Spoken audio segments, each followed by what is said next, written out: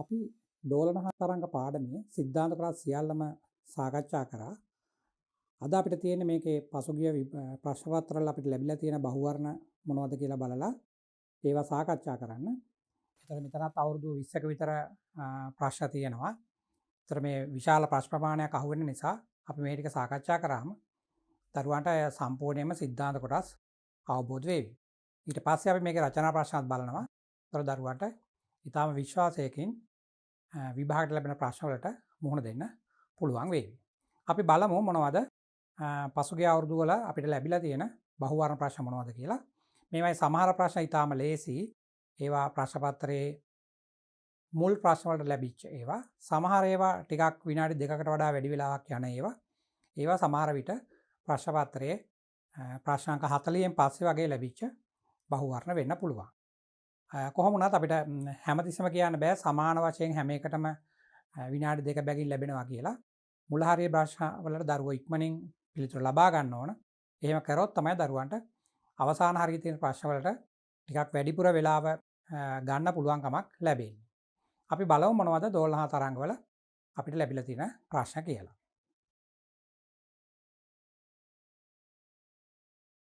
මෙතන සමීකරණයක් හදලා හදාන දෙයක් නැහැ. ධ්වනියේ ගුණය රඳා පවතින්නේ ඒකේ මොනවා මතද කියලා තමයි අපෙන් අහලා තියෙන්නේ. ඒතර මේව නම් අර සිද්ධාන්ත වල නිකම්ම තියෙනවා. බැලුව ගාම දරුවන්ට කියන්න පුළුවන්. ධ්වනි ගුණය රඳා පවතින්නේ මේ උපරිතාන කියන සාධකයේ මත. මෙයා තමයි මේ උපරිතාන තමයි ධ්වනි ගුණය කියලා කියන්නේ. සාමාන්‍යයෙන් අපි සරසුලක් කම්පණය කරොත් තමයි අපිට තනි ස්වරයක් අහන්න පුළුවන් වෙන්නේ. සංගීත භාණ්ඩයක් වගේ එකක් අපි වාදනය කරනකොට අපිට කියන්න බෑ හරියටම තනි ස්වරයක්ම ලැබෙනවා කියලා. ඒකේ ස්වර කීපයක සංකලනයක් තමයි ලැබෙන්නේ. ඒතර එතෙන්දී තමයි මේ ධ්වනි ගුණය කියන එක අපිට වැදගත් වෙන්නේ. දැන් ගිටාරය, වයලීනය වගේ පියානෝ ඒ වගේ ගත්තාම එකම ස්වරය වුණත් අපිට ඒව අඳුර ගන්න පුළුවන් වෙලා තියෙන්නේ මේ ධ්වනි ගුණය කියන සාධකය නිසා. ඒතර සංඛ්‍යාත දරුවෝ දන්නවා තරංග ආයාමය අපි අර තරංග රටාව ඇඳම එකෙන් හොයන්න පුළුවන්. විස්තාරය කියලා කියන්නේ අර උස තරංගයේ උස ඒකෙන් ශක්තිය වැඩි වෙනවා. හඬේ සැර කියන්නේත් සංඛ්‍යාත මත රඳා පවතින සාධකයක්. ඒතර මේවා ඊටාම ලේසි ප්‍රශ්න. මේක බලන්න ඇදි තන්තුවක් තුල තීරයක් තරංගවල ප්‍රවේගය රඳා පවතින්නේ මොනවා මතද කියලා අපෙන් අහන්නේ. ඇදි තන්තුව කියන එක අපි දන්නවා ආතතියකට යටත් කරන ලද තන්තුව. ත්‍රයාගේ වේගය රඳා පවතින සාධක දෙක අර සමීකරණේ මතක තියෙනවා නම් දරුවන්ට එකවරම කියන්න පුළුවන්. මේකේ සමීකරණේ තියෙන්නේ v සමානයි t බෙදීම m වල වර්ගමූලය. t කියන්නේ තන්තුවේ ආතතිය, m කියලා කියන්නේ ඒකීය දිගක ස්කන්ධය. ඒතර මේ ආකාරයට ලියන්නේ නැත්නම් මේ සිම්පල් m වෙනුවට ලියන්න පුළුවන් a rho කියලා.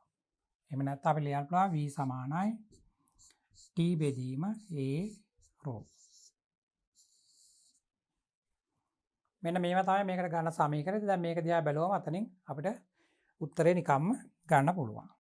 බලන්න සංඛ්‍යාතයේ මත කියලා තියෙනවා තරංග ආයාමයේ විස්තාරය, ආතතිය, තන්තුවේ දිග. සංඛ්‍යාතය කියන එකත් අර තරංග ආයාමයේ කියන එකත් අර සමීකරණයක් තියෙනවා v සමාන f ලැම්ඩා එකේ. සමහරට ඒවත් දරුවෝ වරද්දාන්න පුළුවන්. දැන් මේ සමීකරණය ගත්තම v සමානයි f ලැම්ඩා කියලා. මම මේවා සිද්ධාන්ත කොටස් සාකච්ඡා කරන වෙලාවෙත් කියලා දීලා තියෙනවා. දරුවන්ට හිතෙන්න පුළුවන් මේ ප්‍රවේගය රඳා පවතිනවා කියලා සංඛ්‍යාතය තරංග ආයාමය මත. නමුත් එහෙම වෙන්නේ නැහැ. මෙතන තියෙන ඒ තුන් දෙනා අතර තියෙන සම්බන්ධයක් මේ තරංග ආයාමය කියන එක වැඩි වුණොත් සංඛ්‍යාතය කියන එක අඩු වෙනවා. මෙයා වැඩි වුණොත් මෙයා අඩු වෙනවා. අඩු වෙලා ඒ දෙනාගේ ගුණිතයෙන් ලැබෙන ප්‍රවේගය හැමතිස්සෙම නියතයි. ඒක නිසා ප්‍රවේගය රඳා පවතින්නේ නැහැ මේගොල්ලෝ මත. මෙන්න මේව මත තමයි රඳා පවතින්නේ. දැන් බලන්න අතර තියෙන උත්තර වලින් උත්තර පළවෙනි උත්තරේ සංඛ්‍යාතයේ මත කියන එක වැරදි. තරංග ආයාමයේ වැරදි. විස්තාරය කියන තරංගයේ උස කැපිටල් A කියන එක. ඒක ශක්තියට තමයි ඒක බලපාන්නේ. ඒතර තන්තුවේ ආතතිය තමයි මෙතන උත්තරයට එන්නේ. තන්තුවේ දිග කියන එක වැරදි. අපිට ඕන වෙන්නේ දිග නෙමෙයි ඒකීය දිගක ස්කන්ධය කියන එක තමයි ඕන වෙන්නේ. එහෙනම් මෙයා තමයි උත්තරේ. ඒ තරම් වෙලාවක් යන ප්‍රශ්න නෙවෙයි. දරුවන්ට ප්‍රශ්න කියනකොටම වගේ උත්තරේ හොයාගන්න පුළුවන් ඒවා. මේ සමීකරණ විතරයි දරුවන්ට මතක තියෙන්න ඕන.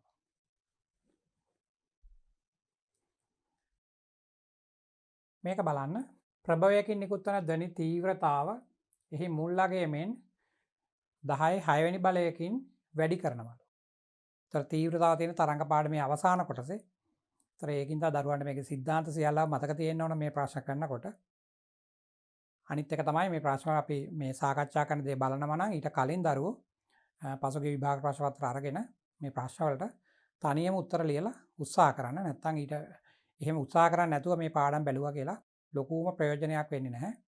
ඒකද ඊටාම වැදගත් කාර්යය තමයි තනියම Taman පිළිතුරක් සොයා ගන්න උත්සාහ කිරීම. ඒ Taman තනියම උත්තරයක් ගන්න යනකොට විනාඩි 2කට වඩා ගියත් කමක් නැහැ. ඒව ටික ටික පුරුදු වෙන්න පුළුවන්. ප්‍රශ්න පත්‍ර කිහිපයක් හදනකොට 5ක් 6ක් 10ක් 12ක් එහෙම හදනකොට වෙලාව කියන එක තරුවන්ට පුළුවන් පාලනය කළ ඉක්මනින් උත්තර හොයන්න. නමුත් තනියම හදන්නේ නැත්නම් කවදාවත් මේ විෂයන් පුළුවන් වෙන්නේ නැහැ. බලන්න එතකොට මේකේ තීව්‍රතාව 10 6 වෙනි ගුණයකින් වැඩි කරනවලු. ඊට අනුරූපව වැඩි වෙන ධ්වනි තීව්‍රතාව මට්ටම තමයි අපෙන් අහන්නේ. අර තීව්‍රතාව 10 6කින් වැඩි කරාම ඩෙසිබල් ගාන කීයකින් වැඩි වෙනවද කියලා තමයි අපෙන් අහන්නේ. ඒතර අපි ඒක අර තීව්‍රතාව මට්ටමේ සමීකරණය ලියමු. මේ වගේ සමීකරණයක් තියෙන්නේ. තීව්‍රතාව මට්ටම බීටා සමානයි 10i log i බෙදීම i naught. අපි දන්නවා i naught කියන්නේ නියතයක්. ඒක අර 10 ඍණ 12 වෙනි බලය. මේ ගණන එක දීලා නැහැ. එහෙම දීලා නැති වෙලාවට දරුවන්ට ඒක මතකයෙන් දත්තයක් විදිහට පාවිච්චි කරන්න බෑ. ඒක නිසා i naught වලගේ ඒ විදිහටම තියාගෙන තමයි ගණන හදන්න වෙන්නේ. දැන් අපි හිතනවා මේක තමයි පළවෙනි අවස්ථාව කියලා. තීව්‍රතාව i කියලා. ඊට පස්සේ දෙවෙනි අවස්ථාවේ මෙයාගේ තීව්‍රතාව 10 6 වෙනි බලයකින් වැඩි කරනවලු. එහෙනම් දෙවෙනි අවස්ථාවේ ලියන්න පුළුවන් අපි මේක බීටා 1 කියලා ලියමු. බීටා 2 ලියන්න පුළුවන් 10i log මෙන්න මෙතන ලියන්න පුළුවන් 10 6 වෙනි බලයයි i කියලා. බෙදීම i naught. ඒතර මෙයා තමයි දෙවෙනි සමීකරණය. මම අර ධ්වනි තීව්‍රතාව සාකච්ඡා කරන වෙලාවේ කිව්වා මේ වගේ තීව්‍රතා මට්ටම් වල වෙනසක් හොයාගන්න ඕන නම් අපි මේ ලඝු තියෙන නිසා මේ සමීකරණය අඩු කරන්න ඕන. ඒතර මේ පැත්ත අඩු කරාම මේ පැත්තේ ලඝු අගය බෙදෙනවා. මෙන්න මේ අර ගණිතමය තර්කයක් තියෙනවා අපි සාමාන්‍ය පෙළ පන්තිලත් ඉගෙනගෙන තියෙන අන්න ඒක. මෙන්න මේ වගේ එකක්. දැන් අපිට දුන්නොත් a සමානයි log x කියලා b සමානයි log y කියලා අපි මේ වගේ වෙලාවට මේ ලඝු තියාගෙන මේ ලඝු එක මේ ලඝු වලින් බෙදන්න බෑ. එහෙම කරන්න බෑ. ඒ නිසා අපිට කරන්න තියෙන්නේ මේකෙන් මේක අඩු කරන්න තියෙනවා. ඒතර අඩු කරත් අපිට එනවා a ඍණ b සමානයි log x ඍණ log y. මෙන්න මේ පැත්තේ මේ ලඝු අඩු කිරීම දෙපළෙම ලඝු ලියලා අඩු කිරීමක් තියෙනවා නම් අපිට ඒක එක තැනක ලඝු ලියලා බෙදන්න පුළුවන්. අන්න ඒ ගණිත කර්මය තමයි මෙතන පාවිච්චි කරන්නේ. ඒතර මේක මට ලියන්න පුළුවන් ලඝු එක තැනක ලියලා x බෙදීම y කියලා. ඒතර අර පැත්තේ තියෙන අඩු කිරීමක් මේ පැත්තේ තියෙන්නේ බෙදීමක්. මේක තමයි මතක තියාගෙන ඉන්න තියෙන්නේ. එතකොට ඒක ලිව්වොත් ඇත්තටම මේ සමීකරණ දෙකත් නොලිය එකවරම මේක ලියන්න පුළුවන්. අපි මේ සමීකරණ දෙක අඩු කරමු. අපිට මේවා අඩු කරොත් එනවා පළවෙනි සමීකරණය. නැත්නම් අපි දැන් දෙවෙනි සමීකරණේ අගේ වැඩිනේ. ඒ නිසා අපි දෙවෙනි එකෙන් පළවෙනි එක අඩු කරමු. එතකොට දෙවෙනි සමීකරණයෙන් අපි අඩු කරාම පළවෙනි සමීකරණේ බීටා 2 ඍණ බීටා 1 මම මේ පැත්තේ දරුවන්ට කියලා තියෙනවා අර ලඝු දෙන්නේ අඩු කිරීමනේ තියෙන්නේ. දැන් එක තැනකනේ ලඝු ලියන්නේ. ඒතර මේ 10 ඉලක්කම් පිටර ගන්න පුළුවන්. ඒතර මෙයාගෙන් බෙදන්න තියෙන්නේ. බෙදනකොට මේ iට I කැපෙනවා I not කැපිලා මේ 10 6 විතරයි ඉතුරු වෙන්නේ. අර 10 පිටට ගන්න. මේ 10 පිටට ගත්තම මෙතන ලඝු. දැන් බහුවර්ණයක් නිසා මෙතන අර මේ සම්පූර්ණ ප්‍රකාශනයම ලියලා මේ ප්‍රකාශනයත් ලියලා බෙදන්න බෑ. එහෙම කරන්න ගියොත් වෙලාව යනවා. ඒක නිසා මේක ඉගෙන ගන්න. අපි මෙයාගෙන් බෙදනවා. බෙදනකොට මේ I බෙදීම I not මෙතන තියෙන I බෙදීම I not කැපෙනවා. ඉතුරු වෙන්නේ 10 6යි. 10 6 වෙනි බලය. ඒතර 10 6 වෙනි බලයේ මේ බලයක් දෙනකොට ඒක ඉස්සරහට ගන්න පුළුවන්. එතකොට 6 ඉලක්කම ඉස්සරහට ආවිලා මේ 10න් වැඩි වෙලා 60ක් කියලා අපිට එනවා.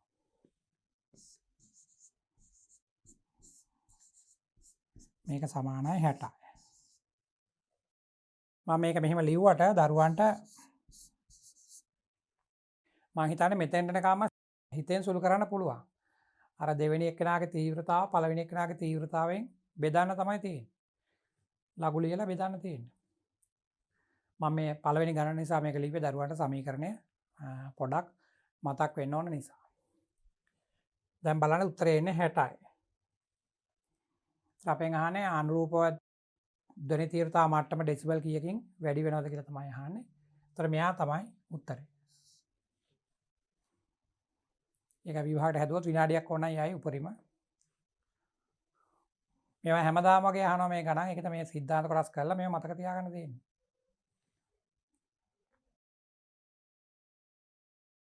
මේ ගණන බලන්න. ඒකේ තරංගයක හැඩයක් ඒගොල්ලෝ ඇඳලා තියෙනවා. ජල පෘෂ්ඨයක් මත දකුණට ගමන් කරන තීරයක් තරංගයක්. අපි දන්නවා තීරයක් තරංගවලදී තරංගයේ ප්‍රගමණය වෙන දිශාවට අභිලම්බව තමයි අංශු කම්පණය වෙන්නේ. අපි අර්ථ දැක්වීම කරේ තරංගයේ ප්‍රගමණය වෙන දිශාවට අභිලම්බව අංශු කම්පණය වෙනවා කියලා. ඒතර එහෙම තරංගයක එක්තරා ෂණික පිහිටුමක් අපිට පෙන්වලා තියෙනවා. A හා B යනු පාවෙන කුඩා වස්තු දෙකකි. ඒතර මේක ජලය පෘෂ්ඨයක් මත මේ තරංගය ඇති කරා කියන්නේ. ඒතර මේ A සහ B කියන්නේ කුඩා ජලයේ පාවෙන මොනවා හරි වස්තු දෙකක් කියලා තමයි දීලා තියෙන්නේ. දැන් තරංගය දකුණට ගමන් කරනකොට මේ A සහ B අංශු දෙක කොහාට යනවද කියලා තමයි අපෙන් අහන්නේ. ඒතර තීරය තරංගයේ මූලික අර්ථ දැක්වීම තියෙනවා. තරංගයේ ප්‍රගමණය වෙන දිශාවට අභිලම්බව තමයි අංශු කම්පණය වෙන්නේ කියලා. කවදාවත් අංශු යන්නේ නැහැ තරංගයත් එක්ක ඉස්සරහට. අංශු යන්නේ තරංගයේ ප්‍රගමණය වෙන දිශාවට අභිලම්බව. එහෙනම් මේකේ දැන් බලන්න මේ පළවෙනි උත්තරවලම තියෙනවනේ A සහ B අංශු දෙකම දකුණට යනවා වමට යනවා කියලා. ඒතර ඒවා බැලුව ගමන්ම අයින් කරන්න පුළුවන්. තරංගයේ ප්‍රගමණය වෙන දිශාවට අංශු ගමන් කරන්නේ නැහැනේ. එහෙනම් A හා B දෙකම දකුණට ගමන් කිරීම කියන එක වැරදි. වමට ගමන් කරනවා කියන එක වැරදි. මෙන්න මේ පහළට ඉහළට ගමන් කරනවා කියන ඒවා තමයි අපිට බලන්න තියෙන්නේ. ප්‍රගමණය වෙන දිශාවට අභිලම්බ නිසා. ඒක බලා ගන්න දරුවන්ට තියෙන සරලම ක්‍රමය තමයි මේ තරංගයේ ඉදිරියට ප්‍රගමණය වෙනවා නම් මීට මොහොතකට පස්සේ තවත් කුඩා වෙලාවකට පස්සේ මේ තරංගයේ පිහිටුම ඇන්දනම් හරි මේ තරංගයේ උඩම දරුවන්ට පුළුවන් පෑනෙන් තව තරංග ඒක ෂණික පිහිටුමක් අඳින්න පොඩ්ඩක් ඉස්සරහට ගියපු. ඒතර ඒව අඳිනකොට දැන් මේ හරියෙන් අඳිනකොට මේ රේඛාවට සමාන්තරව අඳින්න ඕන. මේ හරිය මේකට සමාන්තර වෙන්න ඕන. මේ විස්තරය කියන එක සමාන වෙන්නත් ඕන උස. මේක සමාන වෙන්නත් ඕන. දැන් අපි මුල් තරංගයක් මෙහෙම තියෙනවා කියලා ගත්තොත් මේ මධ්‍යන්න පිහිටුම අපි හිතන මේ වගේ තරංගයක් තියෙනවා කියලා වහම. දැන් මේ පැත්තට ප්‍රගමණය වෙනවා කියලාත් කියලා තියෙනවා. ඒ වෙනනම් දැන් මීට මොහොතකට පස්සේ සමීකරණය අපි අරගෙන ඒ තරංගය අඳිනවා. දැන් මේ තරංගය අපිට ගන්න පුළුවන් y සමානයි a sin theta කියලා. මේ sin ආකාරයේ හැඩයක්නේ. නැත්තම් sin omega t අන්න ඒ වගේ තමයි ආවේ. ඉතින් ඒ ගණිතයේ පැත්තට යන්නේ නැතුවත් නිකන් හදන්නත් පුළුවන්. අපි දැන් තව තරංගයක් මෙතන අඳිමු. ඒක මීට සුළු වෙලාවකට පස්සේ ඉදිරියට ගමන් කරපු තරංගයක්. එතන මේ හරියෙන් අඳිනකොට පොඩ්ඩක් ඉස්සරහින් පටන් ගන්න ඕන. මෙන්න මේකට සමාන්තර වගේ ඇඳෙනවනේ මේ හරිය. මේ හරියේදී මෙයාට සමාන්තර වෙන්න ඕන. විස්තරය මේ උසෙන්ම යන්නත් ඕන. අපි මෙන්න මේ උස සැලකුවොත් ඔහම ඒ උසෙන්ම යන්න දරුවන්ට මේක අඳින්න පුළුවන්. දැන් පොඩ්ඩක් ඉස්සරහට ආවිල නිසා මේ හරියෙන් අපි පටන් අරන් අඳිනවා මෙහෙම. මෙන්න මෙහෙම. ඔන්න ඔය වගේ. ඒතර බලන්න මේකට දල වශයෙන් මේක සමාන්තර වෙන්න වගේ අඳින්නේ. මේ රේඛාවට මේක සමාන්තර වෙන්න වගේ අඳින්නේ. උස සමාන වෙන්න අඳින්න ඕන. ඔච්චරයි කරන්න තියෙන්නේ. තරංගය ඉදිරියට ගියපු නිසා අපි මේ ඉදිරියට ගියපු තරංගය තමයි නිල් පාටින් මං ඇඳේ. දැන් දරුවන්ට තියෙන අර කලින් රතු පාටින් වගේ ඇඳලා තිබුණු එකේ තමයි ඒගොල්ලෝ ලකුණු කරලා තිබුණේ අංශුවේ පිහිටීම. එතන හිටපු ඒ අංශුව සිරස අර දෙවෙනි තරංගය හමු වෙන්න ඉහළටද තල්ලු කරන්න ඕන පහළටද තල්ලු කරන්න ඕන කියලා බලනවා. දෙවෙනි තරංගය හමු වෙන තුරු අර කලින් පෙන්නලා තිබුණු අංශුව ඉහළට හරි පහළට හරි අපි තල්ලු කරනවා. දැන් අංශු දෙක දීලා තියෙන මේ මෙතනයි දීලා තියෙන A සහ B කියලා. අපි මේ දෙක ඒ විදිහට බලමු.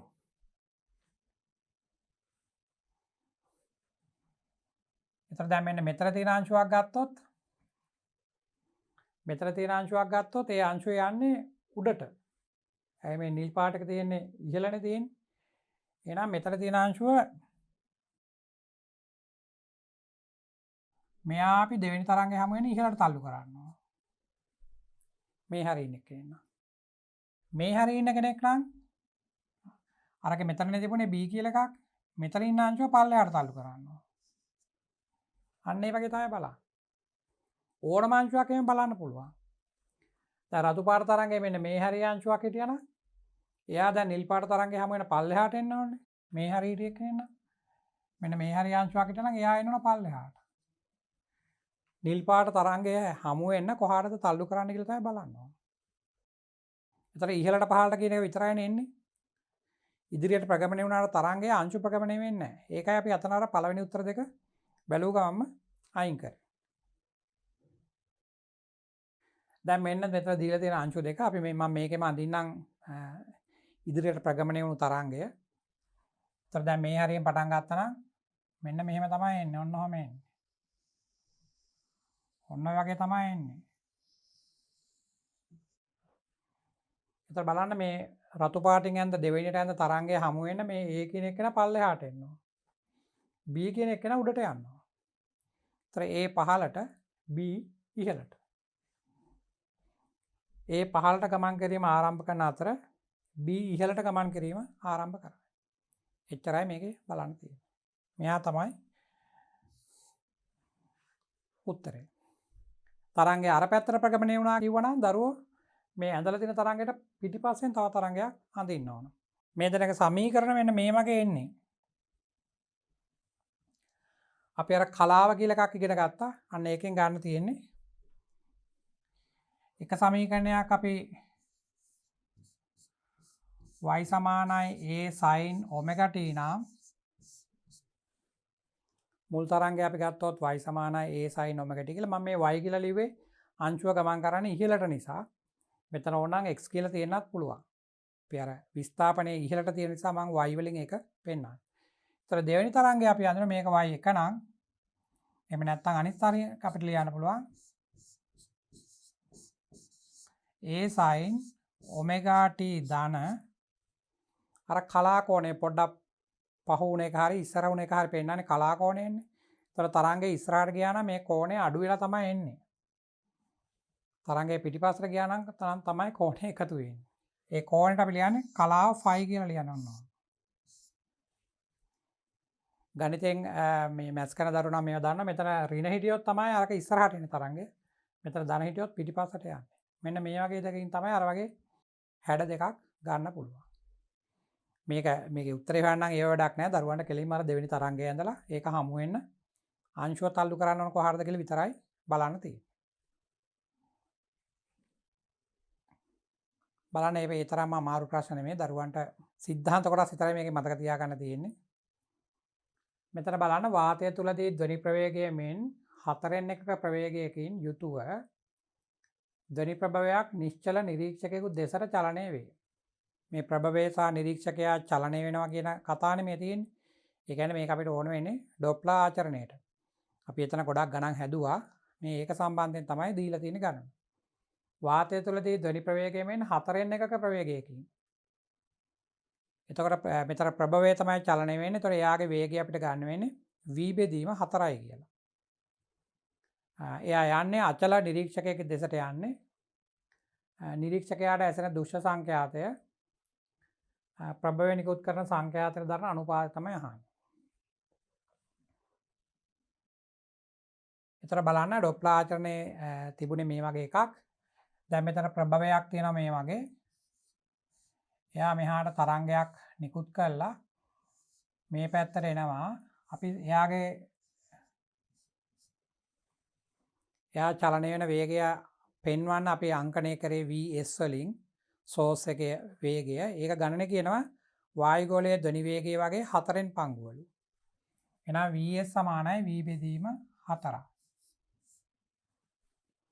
තොර නිශ්චල නිරීක්ෂකයේ පැත්තට තමයි යන්නේ. එහෙනම් නිරීක්ෂකයා මෙතන ඉන්නවා. අපි යාගේ වේගය VO කියලා ලිව්වේ ඒක බිඳුවයි. දැන් මේ තරංගය මෙතනින් මේ පැත්තට ශබ්දය ගමන් කරනවා v වේගය. මේවා තමයි මෙතන දීලා තියෙන දත්ත. අපි දන්නවා මෙතන දැන් මේ වගේ ප්‍රභවයේ චලනය වෙනවා නම් නැත්නම් නිරීක්ෂකයා චලනය වෙනවා නම් මෙයාට ඇහෙන්නේ නියම සංඛ්‍යාත නෙමෙයි ඊට වඩා පොඩ්ඩක් වෙනස් සංඛ්‍යාතයක්. ඒක නෙමෙයි කරන්නේ අහන්නේ. ඒතර අපිට කියන්න පුළුවන් නිරීක්ෂකයාට ඇහෙන සංඛ්‍යාතය F1 නම් මෙතන සමීකරණයේ තිබුණේ නිරීක්ෂකයාට සාපේක්ෂව ධ්වනි වේගය බෙදන්න ඕන ප්‍රභවයට සාපේක්ෂව ධ්වනි වේගය. උඩින් හිටියේ නිරීක්ෂකයාට සාපේක්ෂව.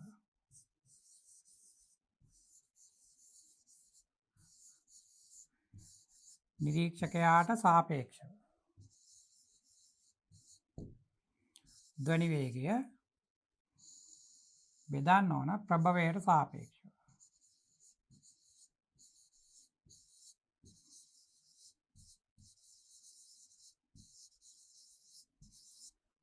ප්‍රභවයට සාපේක්ෂව ධ්වනි වේගයෙන් තමයි බෙදන්න ඕන. මේක වැඩි කරන්න ඕන නියම සංඛ්‍යාතයෙන්. අපි නියම සංඛ්‍යාතයට ලිව්වේ F0 කියලා. දැන් විභාග ගණන හදනකොට නම් මේවා ලියන්න අවශ්‍ය නැහැ. මේවා දරුවෝ මතක තියෙනවා. නිකම්ම ආදේශ කරන්න තියෙන්නේ. මොන අපිට ලියන්න පුළුවන් F1 සමානයි නිරීක්ෂකයාට සාපේක්ෂව ධ්වනි වේගය. දැන් නිරීක්ෂකයා නිශ්චලයිනේ. එහෙනම් එයාට සාපේක්ෂව ධ්වනි වේගය කියන්නේ v ම තමයි. කෙලින්ම මේ v අකුර ලියන්න තියෙනවා. ඊට යට තියෙන ප්‍රභවයට සාපේක්ෂව. එහෙනම් දැන් ප්‍රභවය නිශ්චල කරන්න ඕන. ප්‍රභවය මේ පැත්තට එනවනේ vs වේගෙන්. එහෙම නැත්නම් v බෙදීම 4න් ඉස්සරහට එනවනේ. ඒතර ඒක නවත්තන්න ඔයාලා අනිත් පැත්තට දාන්න ඕන v බෙදීම 4 මේ පැත්තට. එවනම් මේ පැත්තට දාන්න වෙනවා v බෙදීම 4. ඒතර අර පැත්තට v බෙදීම 4ක් දානවා නම් ඒක අපිට ගණන වෙනස් කිරීමක් කරන්න අයිතියක් නැති නිසා මේ ධ්වනි වේගයේ ගාවත් ඒක ලියන්න ඕන මේ පැත්තට.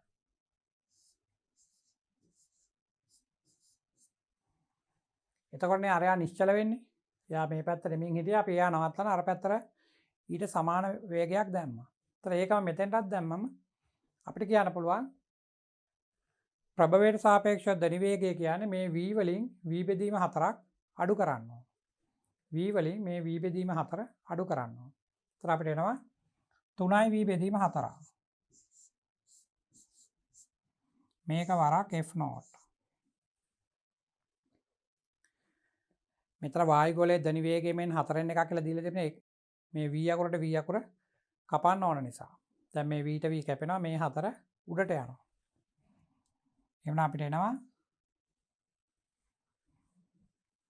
F1 සමානයි අපිට එනවා F1 සමානයි මේ v ට v කැපිලා 4 උඩට යනවා 4 යට 3යි F0 කියලා. අපෙන් අහන්නේ නිරීක්ෂකයාට ඇසෙන සංඛ්‍යාතය මුල් සංඛ්‍යාතයට දරන අනුපාතනේ අහන්නේ. ඒ කියන්නේ F1 කියන එක බෙදන්න ඕන F0 ගෙන්. එහෙනම් ඒ උත්තරේ 4 බෙදීම 3. 4 බෙදීම 3 මේක එච්චර වෙලාවක් යන්නේ. මේවා සිංහලෙන් මම මෙතන ලිව්වට එහෙම ලියන්න අවශ්‍ය නැහැ විභාගෙට. එක සැරේම දරුවන්ට මේක ආදේශ කරන්න පුළුවන්. දැන් බලන්න උත්තර.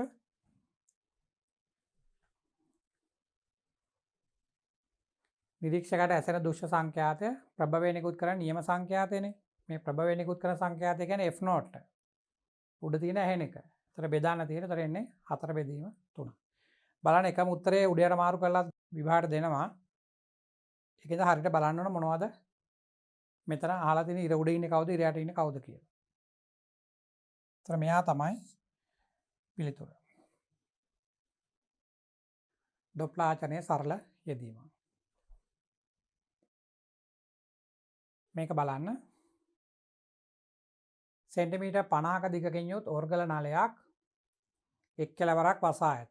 ඒ කියන්නේ මේවර සංවෘත නල කියන ඒවා එක පැත්තක් වහලා අනිත් පැත්ත විවෘතව තියෙනවා. ඒතර වායුගෝලයේ ධ්වනි වේගය 300යි. නලය අනුනාද කළ විට ඉන් ඇතිවන පහත්ම අනුනාද සංඛ්‍යාත 2. පහත්ම අනුනාද සංඛ්‍යාත 2 කියලා කියන්නේ මූලිකයත් පළමු උපරිතාණයත්නේ. මූලිකයත් පළමු උපරිතාණයත් අපෙන් අහන්නේ. V වලගේ දීලා තියෙනවා නලයේ දිගත් දීලා තියෙනවා. එහෙනම් අපි මේකට ඉස්සෙල්ලා තරංග රටාව පොඩක් ඇඳලා ඉදිමු. අපි නලයක් ඇඳලා ඒක සංඛ්‍යා මේ අර තරංග රටාව අඳිමු. ඒතර මේ වගේ නලයක් තමයි එන්නේ.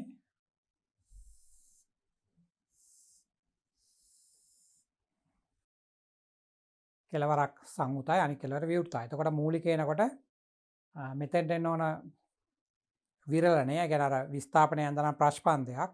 මෙතෙන්ට ඇඳනම් නිෂ්පන්දයක්. අපි විස්ථාපනයේනේ මේකේ තරංග රටාව ඇඳෙ මුලින්. ඒතර මෙන්න මේ වගේ එකක් තමයි එන්නේ.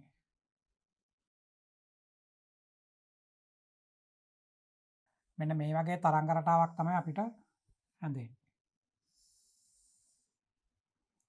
ඒතර මෙහා L. මම මේ සංකේත ලියන දරුවන්ට මේකේ තීරික මතක තියෙන්න ඕන නිසා ඒතර අපිට ලියන්න පුළුවන් මෙතන තරංග ආයාමයකින් ගත්තොත් තරංග ආයාමයෙන් කාලක් තමයි තියෙන්නේ. 4න් පංගුවක් තියෙනවා. ඒතර ලැම්ඩා බෙදීම 4ක් සමානයි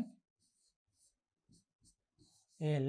ඒතර ලැම්ඩා සමානයි 4යි L.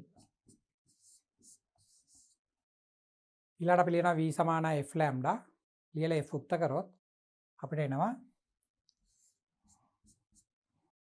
F සමානයි V බෙදීම ලැම්ඩා. එතකොට ලැම්ඩා කියන්නේ 4යි L. ඒතර එන්නේ 1යට 4යි L වරක් V. අපි අර වායුගෝලයේ ධ්වනි වේගය ලියන වෙලාවේ V ට ලිව්වා ගෑමා RT යට M නැත්නම් ගෑමා P බෙදීම ρ. අන්න ඒ වගේ සමීකරණ ලිව්වා. නමුත් මෙතන එහෙම V ට ආදේශ කිරීමේ අවශ්‍යතාවයක් නැහැ. මොකද ගැටලුවේ V වලගේ දීලා තිබුණා. නිසා කෙලිම V වලගේ මෙතෙන්ට ආදේශ කරන්න තියෙනවා. ඒතර මේක ඊළඟ තරංග රටාව මේ වගේ එකක් තියෙන. දැන් නම් දරුවන්ට මේක මතකෙන් අඳින්නත් පුළුවන් ඇති. මෙන්න මේ වගේ එකක් තමයි දෙවෙනි තරංග රටාවේ තියෙන්නේ. මේ වගේ නලය තියෙනවා. අනිවාර්යයෙන්ම විවෘත කෙළවරට ප්‍රශ්පන්ද දෙන්න ඕන. එවනම් මේක ඇතුලේ අතර පුඩු භාගයයි ඊළඟට පුඩුවක් එක්ක තව පුඩු භාගයක්. කියන්නේ මේක තුනට බෙදන්න ඕන. මේක දරුවන්ට මෙහෙම තුනට බෙදුවා නම් දෙකක් අල්ලලා පුඩුවක් ඇඳලා ඊළඟට පිටු භාගයක් හදනවා. මේ වගේ.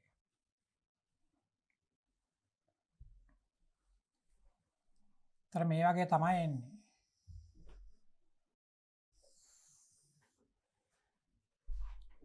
ඒතර අපි දන්නවා මෙතන තරංග ආයාම වලින් ගත්තොත් මේ පුඩු භාගයක් කියන්නේ ලැම්ඩා බෙදීම 4යි. ලැම්ඩා බෙදීම 4 ඒවා 3ක් තියෙනවා. එවනම් ලැම්ඩා බෙදීම 4 ඒවා 3ක් තමයි L කියන්නේ. ඒතර ලැම්ඩා කියලා කියන්නේ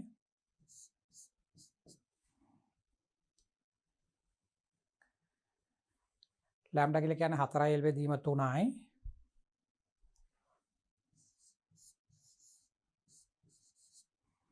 දැන් V සමානයි F ලැම්ඩාට ආදේශ කරොත් අපි අරක F1 කියලා ලියමු.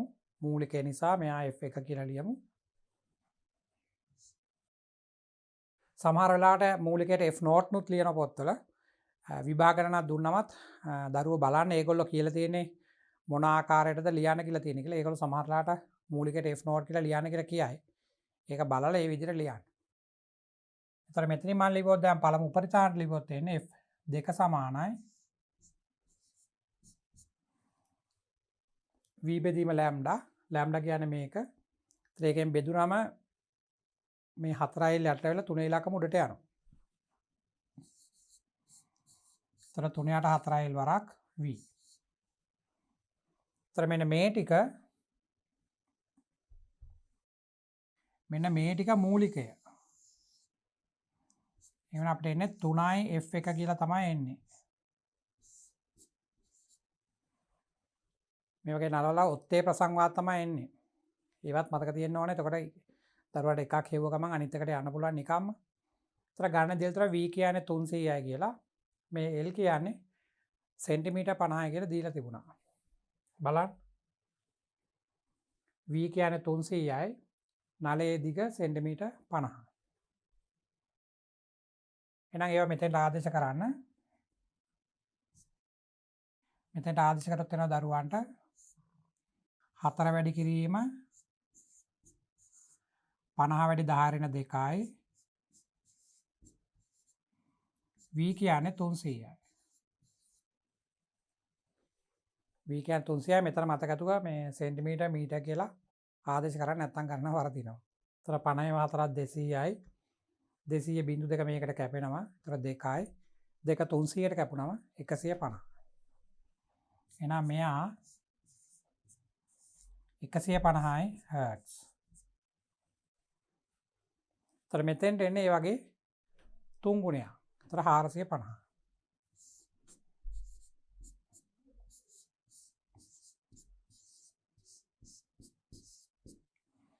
ඒතර අපෙන් අහලා තිබුණේ පහත්ම සංඛ්‍යාත දෙක අහලා තිබුණේ.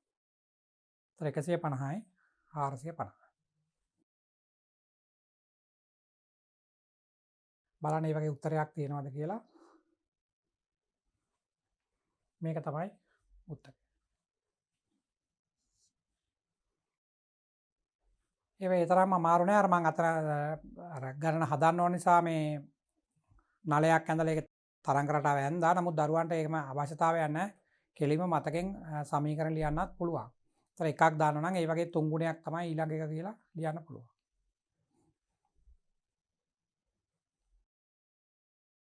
මේක බලන්න. ඒකත් සමීකරණයක් හදන්න දෙයක් නෑ. නිකම්ම මතකයෙන් අහලා තියෙන්නේ. ධ්වනි තරංගයක හඬේ සැර රඳා පවතින්නේ කවුරු මතද කියලා තමයි අපෙන් අහන්නේ. හඬේ සැර. ඒතර සැර වැඩි වෙන්න නම් අර විස්තාරය වැඩි වෙන්න ඕන. තරංගය අර අපි අඳින උස වගේ එක තමයි වැඩි වෙන්න ඕන. බලන්න විස්තාරය මතකයට ගන්න බෑ. හැබැයි සංඛ්‍යාතයක් තියෙනවා. සංඛ්‍යාතය වැඩි වුණාමත් ඒ කියන්නේ තීව්‍රතාවය වැඩි වෙනවනේ. මේක නම් උත්තර දෙකම හරි වගේ.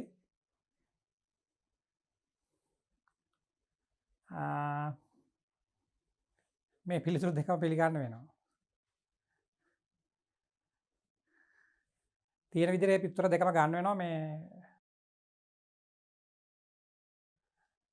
මොකද විස්තරය වැඩි කරන්නත් පුළුවන් සංඛ්‍යාත වැඩි කරලත් වැඩි කරන්න පුළුවන් දෙකම එනවා.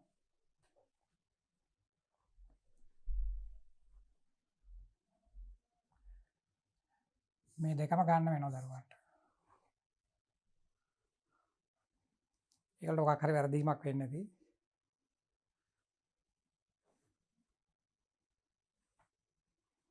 මේක බලන්න. පාත්සදාන් තරංග රටාව වලින් වැඩිම සංඛ්‍යාතයත් එක්ක කුමට දානවා. සංඛ්‍යාතය වැඩි එක මේව නම් ඊටාම ලේසි ප්‍රශ්න. අපි දන්නවා සංඛ්‍යාතය වැඩි එකක අර දෝලන වලට අඳින තරංග රටාවේ ළඟින් ළඟින් යන්න ඕන. ඒතර මේ එකම පරිමාණයට අඳපු අක්ෂ මෙතන තියෙන්නේ. එතකොට දැන් මේ දෙන්නගේ නම් මේ ඒගොල්ලෝ කඩේටකින් වගේ පෙළ තියෙන සමාන කාලයක් වෙන්න ඕන. ඒ කාලය තුල මෙයාගේ නම් සම්පූර්ණ දෝලනයක් නේ ඇවිල්ලා තියෙන්නේ. මෙයාගෙත් එහෙමයි. එතකොට මේ දෙන්නගේ සංඛ්‍යාත සමානයි. අර මෙයාට වඩා මෙයාගේ විස්තරය නම් පොඩ්ඩක් වැඩි. මේ උස වැඩිනේ. ඒ කියන්නේ විස්තරය වැඩි. ඒ කියන්නේ ශක්තිය වැඩි. මේකේ සංඛ්‍යාත ඊට වඩා වැඩි. මෙතන තියෙන්නේ පුඩු එකමාරක්. ඒතර උත්තරේ නම් බැලුවම පේනවා මේක තමයි එන්නේ කියලා. සංඛ්‍යාතය වැඩි නම් එකම පරිමාණයට අඳපු අක්ෂයක ගත්තම දෝලන සංඛ්‍යාව වැඩියෙන් තියෙනවා. එකම පරිමාණයට අඳපු අක්ෂයක ගත්තම. ඒතර මේක තමයි උත්තරේ. ඒවලා ඊටම ලේසි ප්‍රශ්න. සමහර ප්‍රශ්න පත්‍රයේ මුල් හරියේ මේවා තියෙන්නේ නැත්තේ.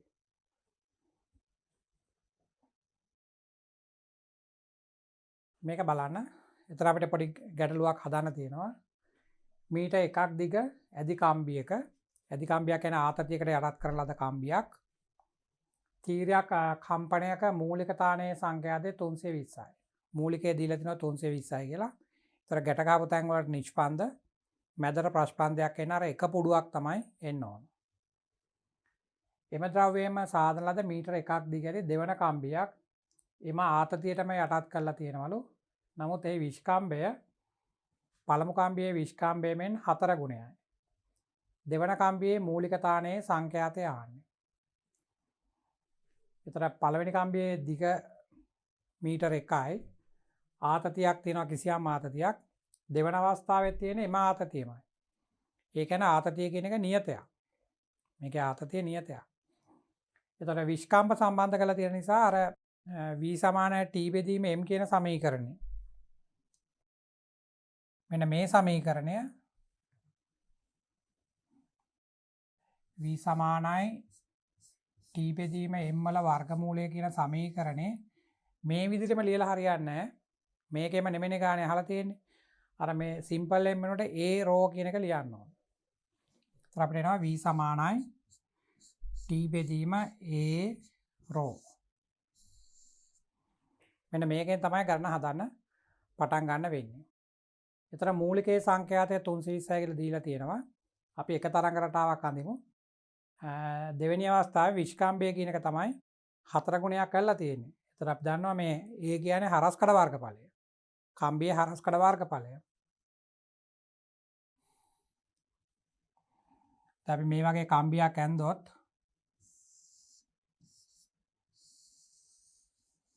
මෙන්න මෙයා තමයි ඔය a කියන්නේ. එහෙනම් දැන් a වෙනුටත් ලියන්න ඕනේ විස්කම්බය පාවිච්චි කරලා. අතන විස්කම්බය සිව් ගුණයක් කළා කියලානේ ගන්න කියලා තියෙන්නේ. ඒ නිසා අපි ඒකෙන් ලියමු. ඒතර අපිට එන්නේ v = t බෙදීම a. aට ලියන්නේ 5r වර්ග. r වෙනුවට ලියන්න ඕනේ විස්කම්බය බෙදීම 2. එහෙමනම් එන්නේ 5r r කියන්නේ d බෙදීම 2යි. මේකේ වර්ගය මේ තියෙන හරස්කඩ වර්ගඵලය 5r වර්ග. වරක් රෝ. ගණන කියනකොට දරුවන්ට මතක තියෙනවනේ v වෙනුවට මෙන්න මේක තමයි අපිට ලියන්න වෙන්නේ කියලා. දැන් මේක ගන්න කියන විදිහට ආතතිය නියතයි. t නියතයි. 5 කියන එක නියතයි. දෙකේ ඉලක්කම නියතයි. රෝ නියතයි. එකම જાතිය කම්බියක් නෙමේක. එකම ආතතියටලු යටත් කරා කියන්නේ. එහෙමනම් t නියතයි, 5 නියතයි, දෙකේ ඉලක්කම නියතයි, රෝ නියතයි. එහෙනම් විස්කම්බේ වර්ගයක් ඉර යට ඉන්නවා. ඉර යට ඉන්නවා විස්කම්බේ වර්ගයක්. ඒතර ඒක වර්ගමූලයෙන් එළියට ගත්තම විස්කම්බේ වෙනවා. එහෙනම් දරුවන් ලියන්න පුළුවන් v = k වාරයක් ඉර යට ලියන්න පුළුවන් d කියලා. මම කියවනේ දරුවන්ට මීට කලින් පාඩමෙත් කියලා තියෙනවා බහුවර්ණ ප්‍රශ්න හදනකොට අපිට මේ මුල් සමීකරණේ ඔක්කොම පද ලියන්න අවශ්‍ය නැහැ. අර අවස්ථා දෙකේදී වෙනස් වෙන්නේ නැති රාශි ටික අරගෙන ඒවා නියතයක් කියලා දාලා වෙනස් වෙන රාශිය විතරක් අරගෙන ගාන හදාගෙන යන එක තමයි ලේසි. රචනා ප්‍රශ්න වලත් මේක ඇති වැරද්දක් නැහැ. මේ විදිහට නියත ටික වෙනම අරගෙන අපිට පුළුවන් සමීකරණ යොදාන්න. නමුත් අර එතන පොඩක් පැහැදිලිව ලියන්න විතරයි අවශ්‍ය. මෙන්න මේ රාශි ටික නියත නිසා සමීකරණය මේ ආකාරයට ලැබෙනවා කියලා. දැන් මේකෙන් පුළුවන් අපිට ගණන හදාගන්න.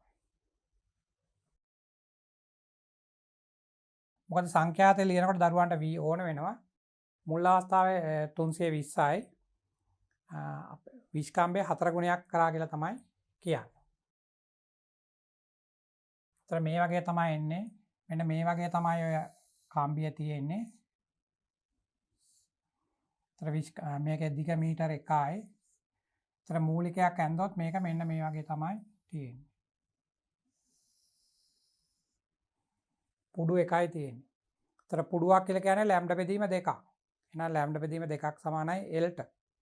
ඒතර ලැම්ඩා සමානයි 2යි L. දැන් ඒව ලියන්න පුළුවන් වෙන්නේ නැහැ. ඒතර ලැම්ඩා සමානයි 2යි L. දැන් අපි v = f ලැම්ඩා ලියලා f උක්ත කරොත් අපිට එනවා f සමානයි 1/2 L වරක් v. f සමානයි v බෙදීම ලැම්ඩානේ. ලැම්ඩා කියන්නේ 2යි L නේ. v. v වෙනකොට මම අර අතන ලිව්වා k බෙදීම d කියලා. එහෙනම් ඒක ලියමු. K බෙදීම D. දැන් මේ කරන හැටියට මේ L කියන්නේ මීටර 1යි. දෙවෙනි අවස්ථාවෙත් ඒක මීටර 1යි. ඒක නිසා ඒකත් අපිට නියතයක් කියලා ගන්න පුළුවන්. දැන් මෙන්න මේකෙන් අපිට ගණන හදන්න පුළුවන්. පළවෙනි අවස්ථාවේ සංඛ්‍යාතය 320යි. මේක දිගට ආදේශ නොකරත් කමක් නැහැ. ඒක බෙදුවම කැපිලා යන නිසා. ඒතර එන්නේ 1 2 L උත් ඕනේ නැහැ, K ත් ඕනේ නැහැ. ඒ ටික ඔක්කොම ඕනනම් K කියලා ගන්න පුළුවන්. නැත්තම් මෙතන L වෙනකොට දාන්න මීටර 1යි. ඒතර මීටර 1 දැම්මම මෙතන ඉලක්කම දෙකක් වෙනවා. එච්චරයි වෙන්නේ, වෙනසක් වෙන්නේ නැහැ. එහෙනම් මෙතන ලියන්න පුළුවන් අපිට K බෙදීම D කියලා. දෙවෙනි අවස්ථාව අපෙන් අහනවා සංඛ්‍යාතය. ඒතර ඒක K යටින් විස්කම්බයේ සිව් ගුණයක් කරා කියලා කියන්නේ. එහෙනම් ඒක 4යි D වෙනවා.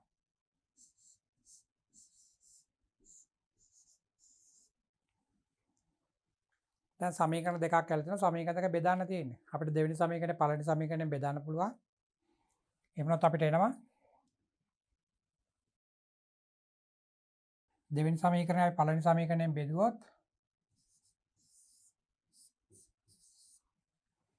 විභාග නම් මේවා ලියන්න එපා. මෙතන එක සැරේම හිතෙන්ම ලියන්න පුළුවන් දරුවන්ට. F බෙදීම 320 සමානයි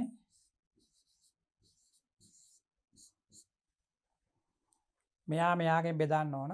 ඒතර K බෙදීම D ට K බෙදීම D කැපෙනවා. මේ 4 ඉලක්කම ඉර යට තියෙන්නේ. ඇයි අපි මේකනේ මේකෙන් බෙදන්නේ. ඒතර 4න් එකක් එන්නේ. ඒතර ඒ 4 මේ 320 කැපෙනවනේ. ඒතර එනවා F කියන්නේ 80යි කියලා. මොකද විස්කම්බේ වැඩි වුණාම සංඛ්‍යාතය අඩු වෙනවා. විස්කම්බේ සමීකරණ ඉර යටනේ තියෙන්නේ. ඒක අඩු වෙනවා. මේක තමයි උත්තරයට එන්නේ. අර අනිත් පද ඔක්කොම නියත නිසා අපි නොලිය ගන්න හැදුවා. විතර මේ වගේ සමානුපාතික ලියන පුරුදු වෙන්න. මේ ගණනේ දත්තයක් විතර ඒගොල්ලෝ මීටර 1යි කියලා දීලා තිනවා. නමුත් ඒකත් අවශ්‍ය වෙන්නේ නැහැ ගණනට. දැන් බලන්න උත්තරයක් තියෙනවද කියලා. විස්කම්බයෙන් 4 ගුණයයි මෙම දෙවන කම්බියේ මූලික තානයේ සංඛ්‍යාතය අහන්නේ. ඒතර 80යි එන්නේ. පළවෙනි උත්තරේ.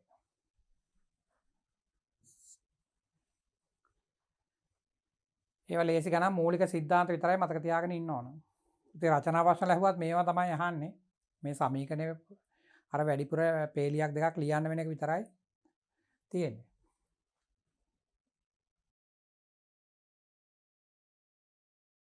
මේක බලන්න ඒකත් වගන්ති ප්‍රශ්නයක්.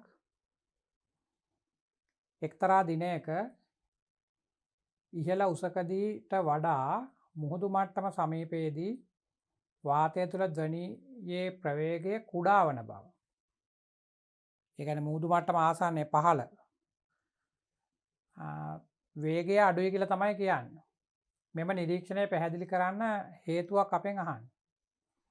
එවන අපි බලන්න ඕන මේ වායුගෝලයේ ධ්වනි වේගය රඳා පවතින සාධක මොනවද කියලා. ඒ සාධක මෙතන තියෙනවද කියලානේ බලන්න වෙන්නේ. වායුගෝලයේ ධ්වනි වේගය රඳා පවතින්නේ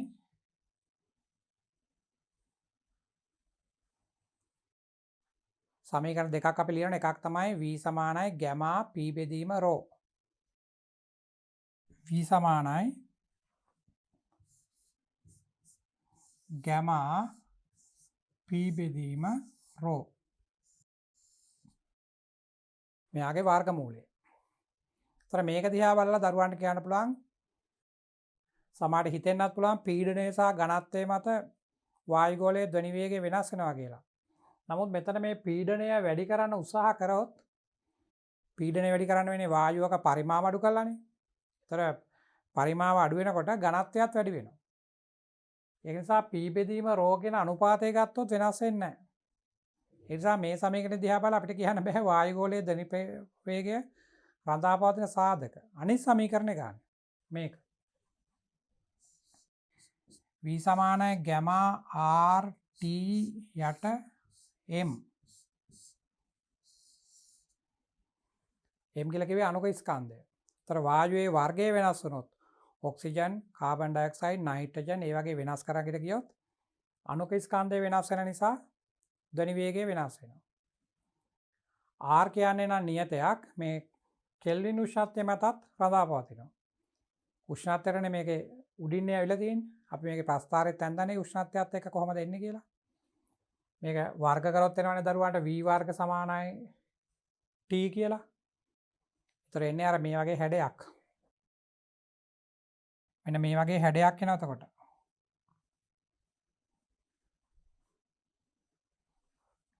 අපි මේ පැත්තට දැනි වේගය ලියලා මේ පැත්තට කෙල්වින් උෂ්ණත්වය ලිව්වොත් සමීකරණය එන්නේ v වර්ගනේ t කියලා එන්නේ. ඒ කියන්නේ ගණිතයෙන් හිතුවොත් y වර්ග සමානයි x වගේ එකක් එන්නේ. මෙන්න මේ වගේ එකක් එන්නේ.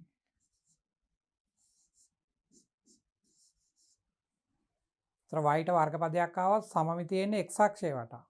සමමිතිය එන්නේ x අක්ෂය වටා. ඒතර මෙන්න මේ වගේ හැඩයක් එන්නේ. අපි මේ පැත්ත අඳින්නේ නැහනේ ඉතින් වේගය ඍණ වෙන්නේ නැහනේ. දැඩි වේගයට දිශාවක් නැහනේ ඉතින් ඒක ඕන පැත්තකට යනවනේ. ඒතර මෙහෙම එන ඒ වුණාට අපි අර පොත්වල සමහරලාට දැකලා තියෙනවා ධනි ප්‍රවේගය කියලා වචනය. එතන ඒ ප්‍රවේගය කියලා සඳහන් කරලා තියෙන්නේ නිරීක්ෂකයෙක් ඉන්නවා නම් එයාගේ පැත්තට එනවා කියන අදහසින්. එහෙම නැත්නම් ප්‍රභවයකින් ශබ්දයක් නිකුත් කරාම ඒක හැම පැත්තටම පැතිරලා යනවා කියලා තමයි ගන්න වෙන්නේ. මෙන්න මේ වගේ හැඩයක් එන්නේ. ඒතකොට දැන් මේ සමීකරණයෙන් තමයි අපිට මේ ධනි වේගයේ රඳාපවතින සාධක කියන්න වෙන්නේ. මේ ගැමා කියලා කිව්වේ ප්‍රධාන විශිෂ්ටතාපධාරිතා අතර අනුපාතය. ගැමා කියලා කිව්වේ ප්‍රධාන විශිෂ්ටතාපධාරිතා අතර අනුපාතය. ඒතර ඒක වෙනස් වෙන්නේ අර වායුවේ දී පරමාණුකද ඒක පරමාණුකද කියන අන්න ඒ වගේ ඒවා මත විතරයි. වායුවේ වර්ගය මත වෙනස් වෙන්නේ නැහැ. කාබන් ඩයොක්සයිඩ් ගත්තත්, නයිට්‍රජන් ගත්තත්, ඔක්සිජන් ගත්තත්, හයිඩ්‍රජන් ගත්තත් ගැමා නියතයි. අන හීලියම් නුයි හයිඩ්‍රජන් නුයි ගත්තොත් ගැමා වෙනස් වෙනවා. ඕසෝන් එක ගත්තොත් වෙනස් වෙනවා. ඒ වගේ. ඉතින් මෙතන අපිට වාතය කියලා කියන්නේ ඒතර පොදුවේ තියෙන කාබන් ඩයොක්සයිඩ්, නයිට්‍රජන්, ඔක්සිජන් වගේ වෙන තියෙන්නේ. ඒ නිසා ගැමා නියතයි, R නියතයි. එහෙනම් මේකේ වෙනස් කරන්න පුළුවන් රාශි දෙක තමයි නිරපේක්ෂ උෂ්ණත්වයයි අණුක ස්කන්ධයයි. දැන් අපි බලමු මේ අතෙන්ට ගිහිල්ලා මොනවද තියෙන්නේ කියලා. ගණනේ අපිට කියලා තිබුණේ ඉහළ උසකදීට වඩා මුහුදු මට්ටම සමීපයේදී වාතය තුළ ධනි වේගය කුඩායි කියලා. පහළදී වේගය අඩුයි කියලා ඒගොල්ලෝ කියන්නේ. ඒකට හේතුවක් තමයි අපෙන් අහන්නේ. මුහුදු මට්ටමේදී වාතය තුළ වැඩි ජල වාෂ්ප ප්‍රමාණයක් අන්තර්ගත වීම. ඒතර ජල වාෂ්ප අන්තර්ගත වෙනවා කියලා කියන්නේ මේ අණුක ස්කන්ධය කියන එක වෙනස් වෙනවා කියන එක. ඒතර ජලයෙන් එන්නේ H2O වගේ එකක් එන්නේ. ඒතර අණුක ස්කන්ධය අඩු වුණොත් උත්තරේ වැඩි වෙනවා. යටින් ඉන්නේ M නේ. ඒක කාබන් ඩයොක්සයිඩ්ට වඩා ජලය ආවම අඩුයිනේ අගය. M අඩු වෙනවා. ඒතර M අඩු නම් උත්තරේ වැඩි වෙන්න එපා. ගණන කියන්නේ ඉහළ අහසේදී වේගයට වඩා මුහුදු මට්ටමේදී වේගය අඩුයි කියලා කියන්නේ. අඩු වෙන නම් මේ M වැඩි වෙන්න එපා. ඒතර ඒකට පළවෙනි උත්තරයෙන් පිළිගන්න බෑ. ඒක පිළිගන්න බෑ. ජල වාෂ්ප ඇවිල්ලා වායුගෝලයේ ජල වාෂ්ප වැඩි වුණොත් ධනි වේගය වෙනස් කරන්න පුළුවන්. නමුත් මෙතන තියෙන විදිහට අඩු කරන්න බෑ. ඊළඟ එක බලන්න මුහුදු මට්ටමේදී වායුගෝලීය පීඩනය වැඩි වීම. දැන් ඔයාලට වැරදුනොත් වරදින්නේ මෙන්න මේ සමීකරණ දිහා බලලා. එතනනේ පීඩනය තියෙන්නේ. නමුත් මං කලිනුත් කිව්වේ ඒකයි. පීඩනය වැඩි වුණොත් ඝනත්වයත් වැඩි වෙනවා. ඒ නිසා මේකට පීඩනය බලපාන්නේ නැහැ. ඒ නිසා දෙවෙනි උත්තරෙත් වැරදි. මුහුදු මට්ටමේ සාමාන්‍යයෙන් පීඩනය ඩිංගක් වැඩි තමයි උඩට වඩා. නමුත් ඒක බලපාන්නේ නැහැ. හරි එකත් බලපාන්නේ නැහැ. ඒතර මුහුදු මට්ටමේදී වාතයේ උෂ්ණත්වය අඩු වීම. ඒතර උෂ්ණත්වය ඉන්නේ සමීකරණේ ඉර උඩ. එහෙනම් උෂ්ණත්වය අඩු වුණොත් වේගය අඩු වෙන්න පුළුවන්. ඒතර ඒක තමයි පිළිගන්න පුළුවන්. උෂ්ණත්වය අඩු වුණොත් වේගය අඩු වෙනවා. ඒ කියන්නේ C පමණක් සත්‍යය කියන එක තමයි ගන්න වෙන්නේ. මෙයා තමයි උත්තරේට එන්නේ. බලන්න මේවයි මේ වගන්ති ප්‍රශ්න වුණත් ඒ වගන්ති ප්‍රශ්නයට නිවැරදි පිළිතුර හොයාගන්න දරුවන්ට මේකේ තියෙන ගණිතයේ ලියපු සමීකරණයක් තියෙනනේ. ඒ සමීකරණය තමයි විශ්වාස කරන්න ඕන. දරුවන්ට ඒ සමීකරණය මතක නම් ඒකේ තියෙන පද දිහා බලලා අපිට පුළුවන් මේ මෙතන තියෙන සිංහලෙන් තියෙන වාක්‍ය නැවත ගණිතයට හරවන්න. අතරම ඒක තමයි කරන්න තියෙන්නේ. ඒගොල්ලෝ කරලා තියෙන ගණිතයේ තියෙන ගණිත සමීකරණය සිංහලට හරවපු එක කරලා තියෙන්නේ.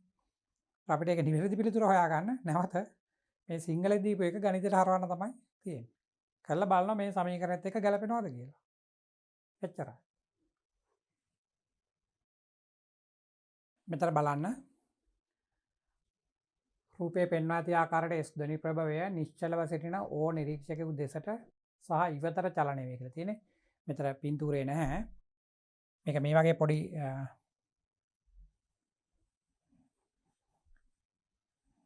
ඒකට මේ ප්‍රභවය මේ සරල අනුවාතී චලිතය යෙදෙනවා කියලා මේකේ තියෙන්නේ. මෙන්න මේ වගේ එකක්. එයා මේ වගේ රේඛාවක මෙහෙම දෝලන චලිතය යෙදෙනවා මේ වගේ තැනක ඉඳලා. මේ හරිය තමයි නිරීක්ෂකයා ඉන්නේ. ඒතර S කියන එක මෙතන තමයි එයාගේ කේන්ද්‍රය. එයාගේ මධ්‍යන පිහිටම වටා එයා දෙපැත්තට දෝලන චලිතයක යෙදෙනවලු. මේ පැත්තෙන් නිරීක්ෂකයෙක් ඉන්නවා කියලා තමයි කියන්නේ.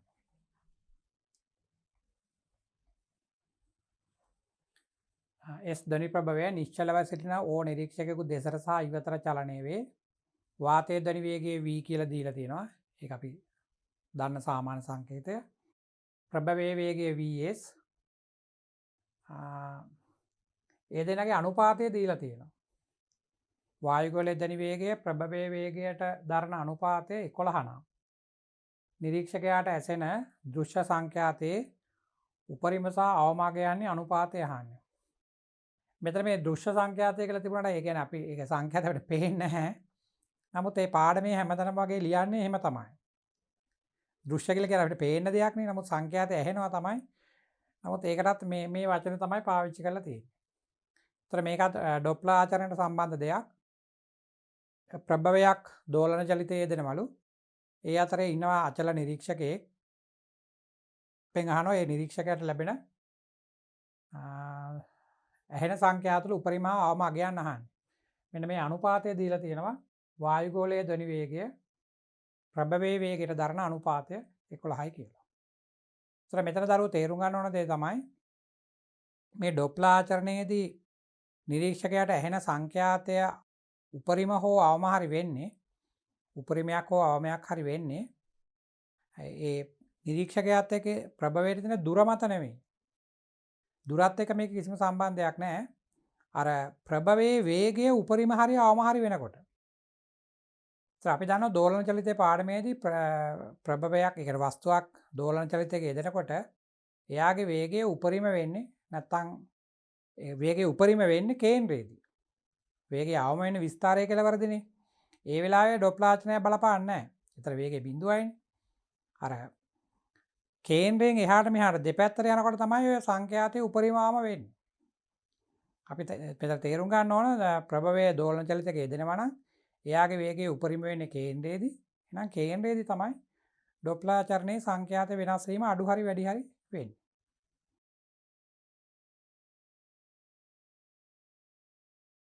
එහෙමනම් මෙන්න මේ වගේ එකක් තමයි අපිට අඳින්න වෙන්නේ. දැන් මෙහෙම ප්‍රභවය මෙයා නම් එයාගේ සෙන්ටර් එක මේක තමයි එයා එහාට මෙහාට යන වේගය vs. මේ පැත්තේ තමයි නිරීක්ෂකයා ඉන්නේ. තර කේන්ද්‍රයෙන් මේ පැත්තට එන වෙලාවේ මෙයාට උපරිම සංඛ්‍යාතය ඇහෙනවා ඇති. කේන්ද්‍රයෙන් අර පැත්තට යනකොට අවම සංඛ්‍යාතය එනවා ඇති. මේ උපරිමය.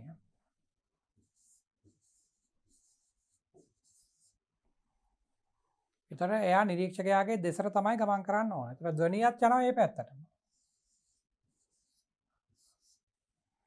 එහෙනම් අපි මෙතෙන්ට මේ ඩොප්ලර් ආචරණයේ සමීකරණ ලියමු. මම ඉස්සෙල්ලා සමීකරණයක් සිංහලෙන් ලියුව නිසා මෙතන ලියන්නේ. ඒතර ලියන්න වෙන්නේ මෙයාට ඇහෙන සංඛ්‍යාතය ලියන්න වෙන්නේ නිරීක්ෂකයාට සාපේක්ෂව ධ්වනි වේගය බෙදීම ප්‍රභවයට සාපේක්ෂව ධ්වනි වේගය. නිරීක්ෂකයාට සාපේක්ෂව ධ්වනි වේගය බෙදීම ප්‍රභවයට සාපේක්ෂව ධ්වනි වේගය. එහෙනම් අපි ලියන්න පුළුවන් F1 කියලා නිරීක්ෂකයාට සාපේක්ෂව ධ්වනි වේගය. ඒ නිරීක්ෂකයා කොහොමද නිශ්චලයිනේ. එහෙනම් එයාට සාපේක්ෂව ධ්වනිය එන්නේ v වේගයෙන්. ප්‍රභවයට සාපේක්ෂව ධ්වනි වේගය. දැන් ප්‍රභවය කේන්ද්‍රයේ තමයි ඉන්නේ. එයා මේ පැත්තට එනවා vs වේගෙන්. එහෙනම් එයා නවත්තන්න අපි අනිත් පැත්තට දාන්න ඕන vs එක. මේ පැත්තට. අපි මෙයා නවත්තන්න මේ පැත්තට දාන්න ඕනේ vs එකක්. ඒතර ඒක මෙයාටත් දාන්න වෙනවා. එහෙනම් ප්‍රභවයට සාපේක්ෂව ධන වේගය කියන්නේ v ඍණ vs. v ඍණ vs. මේක වරක් f0. මෙන්න මේක තමයි නිරීක්ෂකයාට ලැබෙන උපරිම සංඛ්‍යාතය. බලන්න ඉර යට තියෙන උත්තරේ ඉර උඩ තියෙන v නේ. ඉර යට තියෙන v කින් කොටසක් අයින් වෙලා. ඒතර කොටසක් අඩු කරාම මේ යට උත්තරේ v ට වඩා අඩු වෙනවා. ඒතර යටින් අඩු වෙනකොට සම්පූර්ණ උත්තරේ වැඩි වෙනවා. එහෙම මේක තේරුම් ගන්න. දැන් දෙවෙනි අවස්ථාවට එන්නේ අවමය.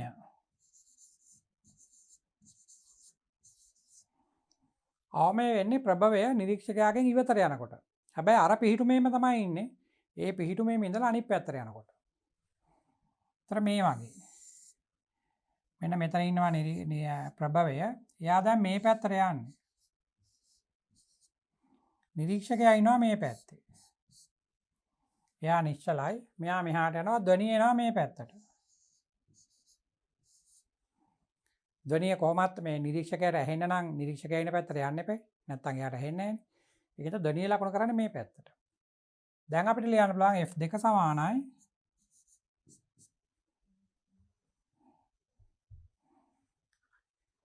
සමීකරණේ ඉර උඩ ඉන්නේ නිරීක්ෂකයාට සාපේක්ෂව ධ්වනි වේගය.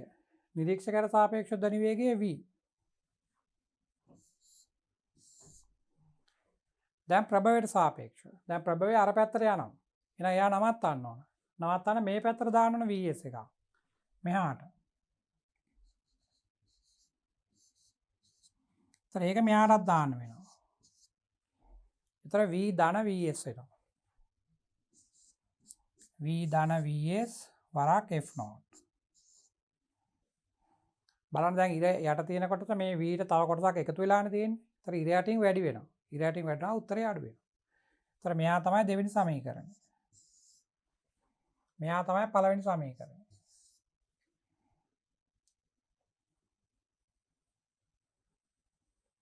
මෙන්න උපරිමය සහ අවමය. දැන් ගණනක දීලා තිබුණා මේ v බෙදීම vs කියන එක කෙනා. v බෙදීම vs කියන එක 11ක් කියලා ගණනේ දීලා තිබුණා. බලන්න. v බෙදීම vs කියන කොටසේ අගය 11 නම් නිරීක්ෂකයාට ඇසෙන දුෂ්ට සංඛ්‍යාතයේ උපරිම සහ අවම අගයන් අහන්න. එහෙනම් අපි අර සමීකරණයට ආදේශ කරමු. v බෙදීම vs කියන එක 11යි කියන එක. මම ඒක මෙහෙන් ලියන්නම්. v බෙදීම vs කියන්නේ 11. ඒ එකක් හදන්න පුළුවන් දරුවන්ට මෙතන මේ සමීකරණය මේ පදයට මේ පදයට මේ පදයට හැම එකම v වලින් බෙදලා එහෙම හදන්නත් පුළුවන්. එහෙම නැත්නම් මෙතනින් දරුවන්ට පුළුවන් v වෙනුවට ආදේශ කරන්න. මේ v වෙනුවට ආදේශ කරන්න පුළුවන් 11යි vs කියලා. එක්ක ඒ විදිහට කරන්න. එහෙම නැත්නම් අපිට එනවා f1 සමානයි අර ඉර උඩ ඉන්න v වෙනුවට මම ලියනවා 11යි vs කියලා. දැන් හිතෙන් ආස කරන්නත් පුළුවන් ඇත්තටම. මේ v වෙනුවට ලියන්න පුළුවන් 11යි vs කියලා. ඒතර 11යි vs වලින් vs ගියාම 10යි vs. මෙතන ලියන්න පුළුවන් 11යි vs කියලා. ඒතර එනවා 11යි vs බෙදීම මෙතන දානවා 11යි vs 11යි vs වලින් vs ගියාම 10යි vs. මේක වරක් f0. දැන් මේ vs ට මේ vs කැපෙනවා. මේකට මේක කැපෙනවනේ. මේකට මේක කැපෙනවා. ඒතර 11 බෙදීම 10 වරක් f0. අතනින් ලියන්න පුළුවන් f2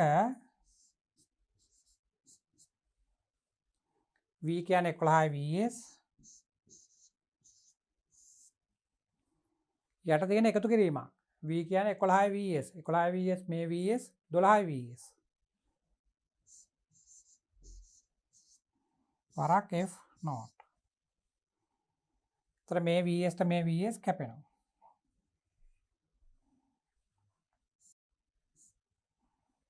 එහෙනම් මේ උත්තරේ තියෙන f0 කියන එක 10න් බෙදලා 11න් වැඩි කරන්න.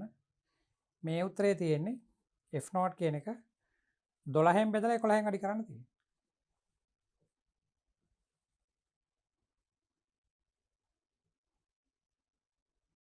අපෙන් අහන්නේ උපරිම සහ අවම අතර අනුපාතනේ අහන්නේ. ඒකේ තමයි f naught ගණනේ දීලා නැත්තේ. උපරිම සහ අවම අතර අනුපාතය අහන්නේ. එහෙනම් අර අතර තියෙන උත්තර දෙක බෙදන්න තියෙන නැවත. මේ තියෙන උපරිමය උඩනේ 11 ඉන්නේ යට 10 ඉන්නේ. ඒතර උඩ වැඩිනේ. ඒ තමයි උපරිමය. මෙයා අඩු. එහෙනම් අපිට ලියන්න පුළුවන්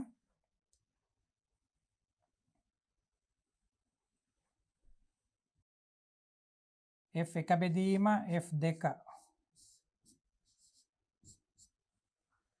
මෙන්න මේ උත්තරෙන් තමයි බෙදන්නේ. එතකොට මේ f naught කැපෙනවා. 10 බෙදීම 11 බෙදන්න තියෙන 11 බෙදීම 12න්. එතන අර අතන ඉන්න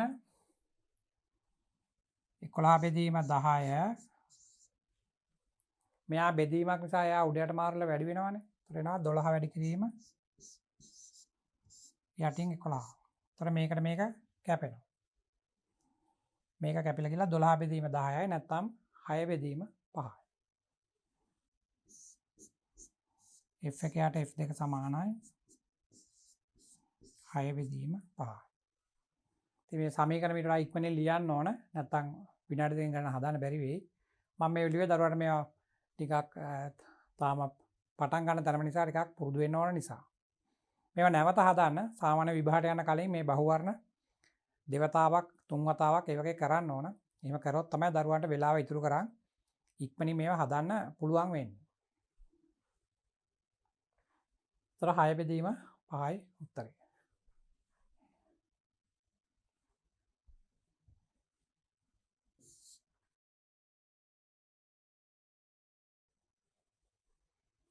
මෙතන බලන්න එක්තරා සංවෘත නලයක් සහ විවෘත නලයක්. සංවෘත නලය කියලා කියන්නේ එක පැත්තක් වහලා තියෙන එකක්. විවෘත නලයක් කියන්නේ දෙකලවරම විවෘතව තියෙන එකක්. මගෙන් ඇති කරනු ලබන මූලික සංඛ්‍යාත එකිනෙකට සමාන වේ. සංවෘත නලයේ පතුලෙහි වදින තෙක්ම විවෘත නලය ඒ තුළට සම්පූර්ණයෙන්ම ඇතුල් කරනු ලැබේ. ආන්ත ශෝධන නොසලකා හැරියොත් නැව සැකැස්මට අදාළ මූලික සංඛ්‍යාතය අහන්න. බලන්න මොකද කියන්නේ කියලා. එක්තරා සංවෘත නලයක් සහ විවෘත නලයක් මගින් ඇති කරනු ලබන මූලික සංඛ්‍යාත සමානලු. දැන් සංවෘත නලයේ එන්නේ අර තරංගායමය වලින් ඇන්දම එන්නේ පුඩු භාගයක් නේ එන්නේ. සංවෘත නලයේ අපි එක අඳිමු. මේ වගේනේ තියෙන්නේ. සංවෘත නලයක් කියන්නේ මේ වගේ එකක්.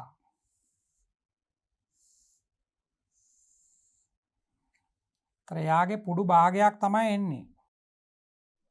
මෙන්න මේ වගේ එන්නේ. විවෘත නලයක් ඇන්දොත් පුඩු භාග දෙකක් එනවනේ. මේ වගේ එන්නේ. විවෘත නලයක් ඇන්දම මේ වගේ එන්නේ.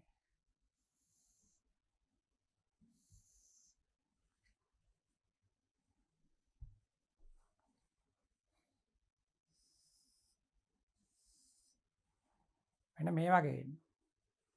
එතන මෙතන ලැම්ඩා බෙදීම 4යි මෙතන ලැම්ඩා බෙදීම 4යි. ඒ කියන්නේ ලැම්ඩා බෙදීම දෙකක් මේකේ. ලැම්ඩා බෙදීම දෙකක් සමානයි. අපි L 2යි කියලා ලියමු. මෙතන ලැම්ඩා බෙදීම 4ක් සමානයි L 1යි. ඔන්න ඔය වගේ තියෙන්නේ.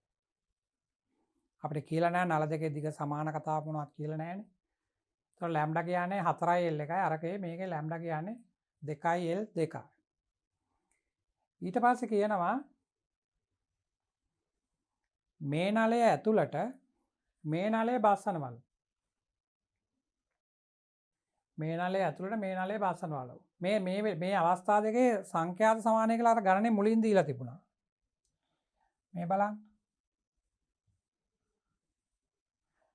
සංවෘත නලයක් සහ විවෘත නලයක් මගෙන් ඇති කරනු ලබන මූලික සංඛ්‍යාත f naught කියන ඒවා එකිනෙකට සමාන වෙයි. මුල් අවස්ථාව. එහෙනම් ඒකෙන් දත්තයක් අපිට ලියන්න පුළුවන්.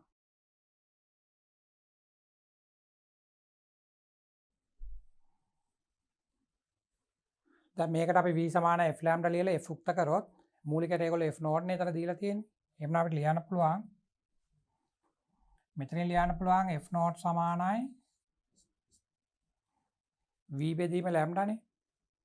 ලැම්ඩා කියන්නේ 4යි l 1යි. එහෙනම් එනවා එකයට 4යි l 1යි v. මේකෙන් එනවා ඒ දෙනකම සංඛ්‍යාත සමානලු. මේකෙන් එනවා එහෙනම් ලැම්ඩා කියන්නේ 2යි l 2යිනේ. ඉරයට බෙදුවම එන්නේ එකයට 2යි l 2යි. මේක වරක් v. දැන් මේ දෙක සමානයි කියලා ගණනේ කියනවා. එහෙනම් මේකයි සමාන කරොත් දරුවන්ට එනවා v බෙදීම 4යි l 1 සමානයි v බෙදීම 2යි l 2 කියලා. මෙන්න මේක හොයාගන්න තමයි පළවෙනි தත්ත්වය දීලා තියෙන්නේ. ඊට මෙතන v ට v කැපෙනවා.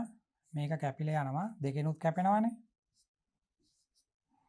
එහෙනම් දරුවන්ට කියන්න පුළුවන් l 2 කියන්නේ 2යි l 1 කියලා. l 2 කියන්නේ 2යි l 1. ඒ කියන්නේ අර මේ සංයුත නලයේ තියෙන ඒ වගේ දෙගුණයක් තමයි මේ විවෘත නලය. මේ සංයුත නලය වගේ දෙගුණයක් මෙයා. දැන් මේ නලය මේක ඇතුළට දානවලු. අපි ඒ රූපතරණ අඳිමු. මෙන්න මේ වගේ.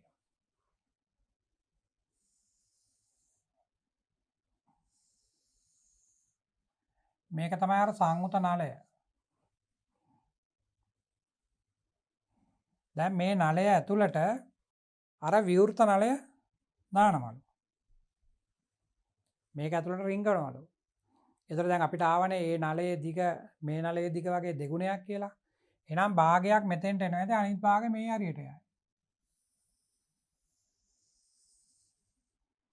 මෙන්න මේ වගේ එන්නේ.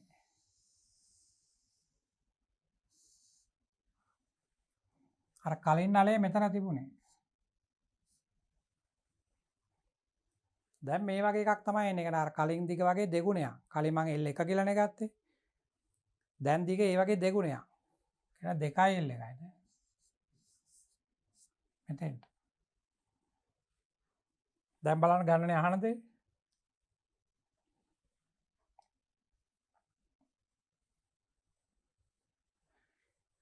අර විවෘත නලය සංයුත නලය ඇතුළට දැම්මම මේකේ පතුලේ වදිනකන් තල්ලු කරාම ආන්ත ශෝධන උසලකා හරිනලු නව සැකැස්මට අනුව මූලික සංඛ්‍යාතය අහන්න. එතකොට බලන්න. දැන් අපි මූලිකය අඳිමු මේකේ. මේකේ මූලිකය එන්නේ දිග එකක් මේ වගේ.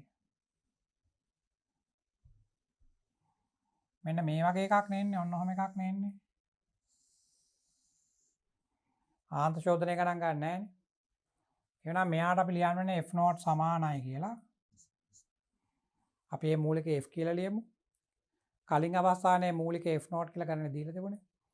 ඒතර මෙතන එන්නේ අර v සමාන f ලැම්ඩා ලියන්නේ. ලියලා ඉතින් f උක්ත කරනකොට v යට ලැම්ඩා. මෙතන දැන් ලැම්ඩා කියන්නේ මේ දිග වගේ හතරක් නේ එන්නේ. මේ තියෙන පොඩු භාගයක් නේ. ඒ වගේ හතරක් එන්නේ.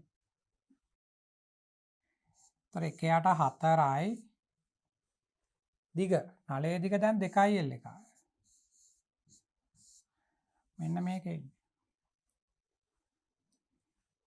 එතන කලින් ආ උත්තරේ බලන්න. කලින් f නෝට් කියලා ඇවිල්ලා තියෙන්නේ. මෙතන v හිටියා.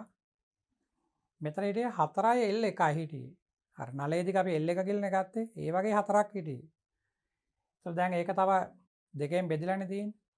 මෙන්න මේ v ටයි මේ 4ටයි මේ l 1ටයි. දරුවන්ට f නෝට් කියලා ලියන්න පුළුවන්. ඒතර දැන් උත්තරේ එන්නේ f නෝට් බෙදීම 2යි. අලුත් මූලිකය සමාන වෙන්නේ කලින් මූලිකයේ බෙදීම 2ට. මේ v කියන එකයි මේ 4යි මේ l 1යි. ඒ ටික තමයි අපි ගත්තේ f නෝට් කියලා මුල් අවස්ථාවේ රූපතරානේ. ඒතර මේ දෙක ඉලක්කම විතරක් ඉරයටින් ඉතුරු වෙනවනේ. පින්කක් සිංහලත් තේරුම් ගන්න තියෙනවා ගණනේ. පොඩි දෙයක් පොඩි වෙලාවක් යනවා විනාඩි දෙක යයි සමහරට ගන්න හදන්න. ඒක තමයි කියලා තියෙන්නේ.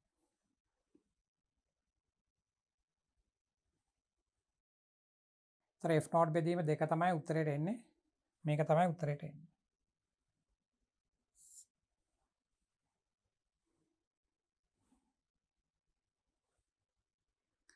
මෙතන බලන්න පරතරය 0.5 මීටර වූ අචල ආධාරක දෙකක් අතර තන්තුවක් ඇද තන්තුවේ මූලික සංඛ්‍යාතය 440ක් වන තෙක් එහි ආතතිය වෙනස් කරයි. තන්තුව දිගේ තීරයක් තරංග ප්‍රවේගය අහන්න. පරතරය කියලා කියන තන්තුව ගැට ගහපු ලක්ෂ දෙක අතර දුර ඒක 0.5යි. මූලිකයේ සංඛ්‍යාතය 440යි. මේක අපි මූලිකයක් අඳිමු.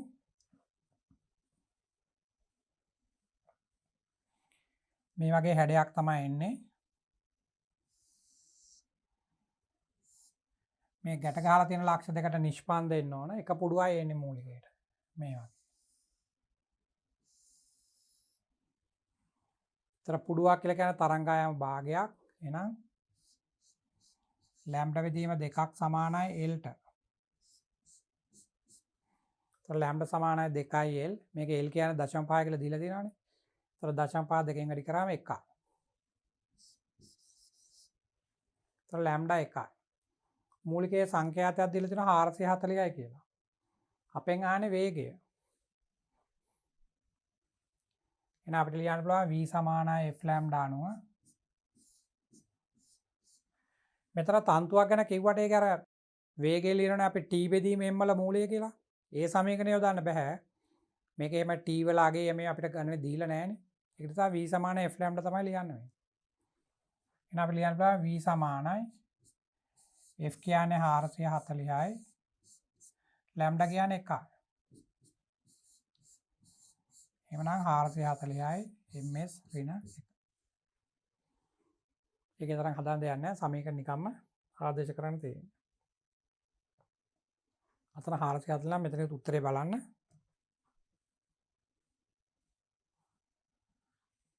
මේක 0.5 දීලා තියෙන ලේසියට. එතකොට අර ලැම්ඩා කියන්නේ ඔය වගේ දෙගුණයක් යන්නේ. එතකොට මීටරයක් කියලා එනවා.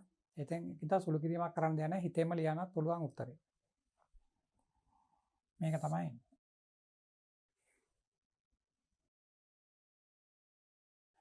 මේ ගන්න බලන්න. තීව්‍රතාව I වන ප්‍රභවයක් ඉවත් කොට එම ස්ථානයේ තීව්‍රතාව 100යි I වන ප්‍රභවයක් තබනු ලැබේ. දෙන ලද ලක්ෂයක තීව්‍රතා මට්ටමේ වෙනස් වීම. මුලින් අවස්ථාවේ එතන තියලා තිබුණු ප්‍රභවයේ තීව්‍රතාව I කියලා කියන්නේ. ඊට පස්සේ එතන තියලා තිනවලු තීව්‍රතාව ඒ වගේ 100 ගුණයක් වෙන එකක්. ඒතර අපෙන් ආන්නේ අර තීව්‍රතා මට්ටමේ වෙනස් වීම අහන්නේ. එhmenan අපිට අර තීව්‍රතාවයත් එක්ක තීව්‍රතා මට්ටමේ සමීකරණයනේ ලියන්න තියෙන්නේ. ඒතර බීටා සමානයි බීටා සමානයි 10යි log I බෙදීම I not මුල් අවස්ථාවේ. දැන් දෙවෙනි අවස්ථාවේ ලියනවා. මේක අපි බීටා 1 කියලා ලියමු. බීටා 2 කියන්නේ 10යි log දැන් තීව්‍රතාව 100යි. කලින් වගේ 100 ගුණයක්නේ. දැන් මම කලිනුත් ගණනක දරුවන්ට කියලා දුන්නා මේ වගේ තීව්‍රතා මට්ටමක වෙනසක් හොයන්න ආවොත් මේකෙන් මේක අඩු කරන්න ඕන. ඒ පැත්ත අඩු වෙනකොට මේ පැත්ත බෙදෙනවා. ඒකනේ වෙන්නේ. එහෙනම් බීටා 2 ඍණ බීටා 1 සමානයි මේ 10 පිටට ගන්නවා. මේ සමීකරණයෙන් බෙදන්න ඕන. ඒතර I බෙදීම I not I බෙදීම I not කැපිලා යනවා 100ක් තමයි එන්නේ. ලඝු 100 එන්නේ.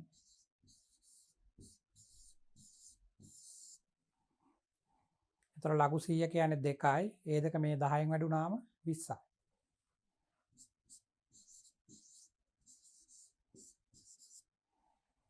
එහෙනම් තීව්‍රතා මට්ටමේ වෙනස ඩෙසිබල් 20යි. මේක තමයි උත්තරේ. ඒවා ඒ තරම් අමාරු ගණන් නෙමෙයි. දැන් අර ලඝු සමීකරණ දෙක එක පැත්තකින් අඩු වෙනකොට අනිත් පැත්ත බෙදෙනවා කියලා මතක තියාගන්න විතරයි තියෙන්නේ.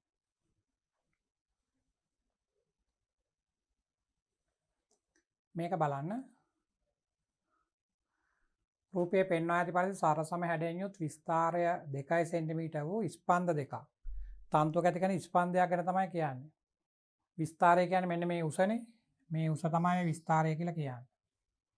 ඒක දෙකක් වූ ස්පන්ද දෙකක් තන්තුව දිගේ විරුද්ධ දිශාවට යනවලු. මෙයා මෙහාට යනවා, අරයා මෙහාට එනවා. ඒගොල්ලෝ යන වේගය දීලා තියෙනවා 2යි කියලා. තත්පරයට සෙන්ටිමීටර වලින් දීලා තියෙන්නේ. තත්පරයට සෙන්ටිමීටර 2ක වේගෙන් දෙපැත්තට එනවලු. ආරම්භයේදී ස්පන්ද අතර දුර සෙන්ටිමීටර 8 නම්. පටන් ගන්න වෙලාවේ මේ දෙන අතර දුර සෙන්ටිමීටර 8ක් කියලා දීලා තියෙනවා. අපෙන් අහන්නේ තත්පර දෙකකට පස්සේ. ඒතර මෙයාත් මෙහාට ගමන් කරනවා, මෙයාත් මෙහාට ගමන් කරනවා. මේ වගේ වෙලාවට දරුවන්ට මේ ස්පන්ද දෙකම චලිත වෙනවා කියලා ගත්තම කරදරයි. ඒ නිසා මේවායේ තියෙන්නේ ඔයාලට සාපේක්ෂ ප්‍රවේගය යොදාන්න තියෙන්නේ. අපිට පුළුවන් මේ සාපේක්ෂ ප්‍රවේගය යොදලා මේන් එක්කෙනෙක් නවත්තන්න. ඒතර එයා එතන එහෙම නැවතිලා ඉන්නවා. අපි බලනවා අනිත් එක්කෙනාට එතෙන්ට එන්න යන වෙලාව. දෙන්නම චලිත වෙනවා කියලා ගත්තොත් කරදරයි. ඒක නිසා අපි මෙහෙම කරමු. සාපේක්ෂ ප්‍රවේගය ලියමු. දැන් මෙයා මෙහෙම ඇවිල්ලා මේ ස්පන්දය ඔහම එනවනේ. මෙයා තමයි අනිත් ස්පන්දය. ඒතර මෙයා මේ පැත්තට යනවා නම් තත්පර මීටර් 2ක වේගයෙන් තත්පර සෙන්ටිමීටර වලින් ගන්න දීලා තිබුණේ. මෙයාත් මේ පැත්තට යනවා නම් තත්පර සෙන්ටිමීටර 2ක වේගයෙන් දෙන්නම චලිත වෙනවා කියලා ගත්තම කරදරයි ගන්නනේ. අපි එක්කෙනෙක් නවත්තමු. ඒතර මෙයා මෙතන නවත්තනවා නම් මේ ප්‍රවේගයට සමාන ප්‍රවේගයක් අනිත් පැත්තට යොදන්න ඕන. ඒතර මේ ප්‍රවේගයට සමාන ප්‍රවේගයක් අපි අනිත් පැත්තට දැම්මොත් ඒතර එයා අර දෙකට දෙක කැපිලා නිශ්චල වෙනවා. එhmenan මේ ස්පන්දය මෙතන මේ විදිහට නැවතිලා තියෙන්න ඕනේ. එයා ගමන් කරන්නේ නැහැ. දැන් එයාට අර පැත්තට දෙකක් දැම්මනම් මෙයාටත් දාන්න ඕනේ මේ පැත්තට දෙකක්. ඒතර එයාගේ වේගය 4ක් වෙනවා. එයාගේ වේගය 4යි දැන්. මෙයා මේ පැත්තට එන්නේ 4ක වේගයෙන්. දැන් තත්පරයට සෙන්ටිමීටර 4ක් යනවා නම් එයා තත්පර දෙකකට සෙන්ටිමීටර 8ක් යනවනේ. එහෙනම් මෙයා 8ක් යනවා මේ තත්පර දෙකකදී. අපි බලමු මෙයා සෙන්ටිමීටර 8ක් මෙහාට ගියාම මොන වගේ තැනක නවතිනවද කියලා. අර ගණනට ගිහිල්ලා බලමු. තත්පර දෙකකට පස්සේ මෙයා 8ක් යන්න ඕනේ නේද? ගිහින් නවතින දුර.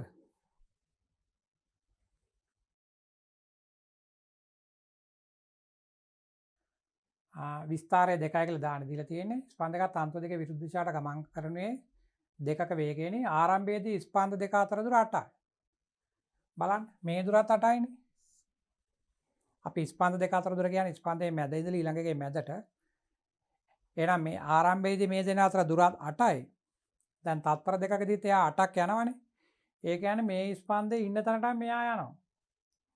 දැන් මං අර අතර විස්තර කරපු විදිහට නෙමෙයි මෙතන ස්පන්ද දෙක තියෙන්නේ. මෙයා යටිකුරු ස්පන්දයක් විදිහට ඇවිල්ලා තියෙන්නේ. මෙයා උඩුකුරු ස්පන්දයක් විදිහට ඇවිල්ලා තියෙන්නේ. එහෙනම් මෙයා තත්පර දෙකදී හරියටම මෙන්න මෙතෙන්ට එන්න ඕන මේ හැඩයට. මෙයා එන්න ඕන මෙතෙන්ට මෙන්න මේ හැඩයට.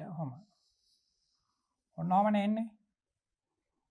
ඒතර මෙයාගේ විස්තරය සමානයි. මේක අර නාශක නිරෝධනයක් විදිහටනේ අපිට පේන්නේ. මෙයයි ප්‍රතිවිරුද්ධ කලාවෙනේ ඉන්නේ. ඒතර නාශක නිරෝධනයේදී මේකලගේ ශක්තිය කැපිලා යනවනේ. එහෙනම් තිරස් රේඛාවක් තමයි එන්න ඕන. කියන්නේ මේක තමයි එන්න ඕන. නිර්මාණකාරී එකක් ආව නම් මෙයාගේ විස්තරය 2යි මෙයාගේ විස්තරයත් 2ක් නිසා ඒතර විස්තර දෙක එකතු වෙනවා. ඒතර 2යි 2යි 4ක් වෙලා මේ වගේ උසක් එයි. ටිකක් ලොකු උසක්.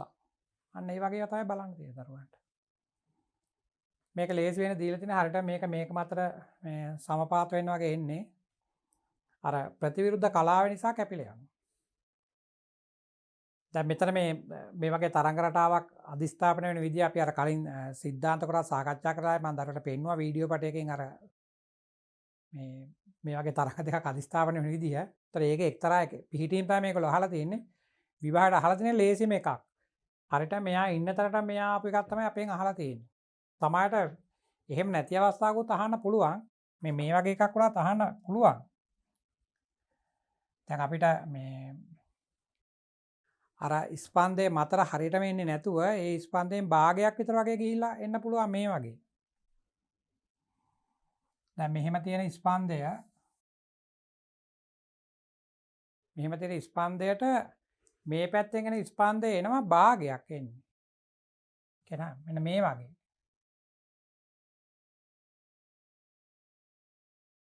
සම්පූර්ණයෙන් මෙතෙන්ට අවිල්ල නැහැ. මෙන්න මේ වගේ එකක්. අපිට මේ මැදට අවිල්ල කියලා මෙන්න මේ වගේ එකක්. ඔන්න ඔය වගේ එකක්.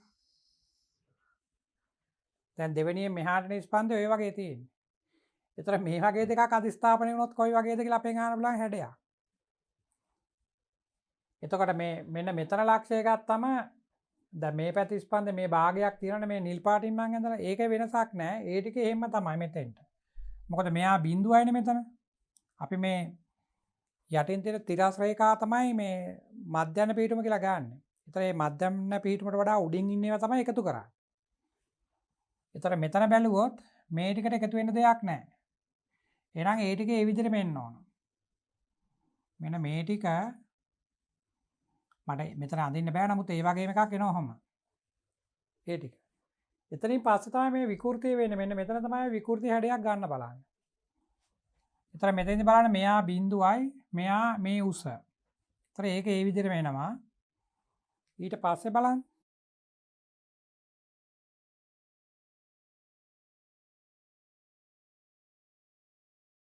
මෙන්න මේ හරියෙන් බලන්න. මේ හරියෙන් බැලුවොත් මේ එකක තියෙන නිල් පාටින් මේ උස. රතු පාට කරාට ඒ උසම තියෙනවානේ. ඒතර උසවල් දෙකක් එකතු කරන්න ඕන. මෙන්න මෙතෙන්නකොට මෙන්න මේ උස වගේ දෙකක් එන්න ඕන. ඒ කියන්නේ ටිකක් ඔන්න ඔය හරියට වගේ එන්න ඕනේ. මෙන්න මේ වගේට. ඔන්න වගේ. ටිකක් උඩට යන්න එපා. මේ හරියෙන් බලන්න.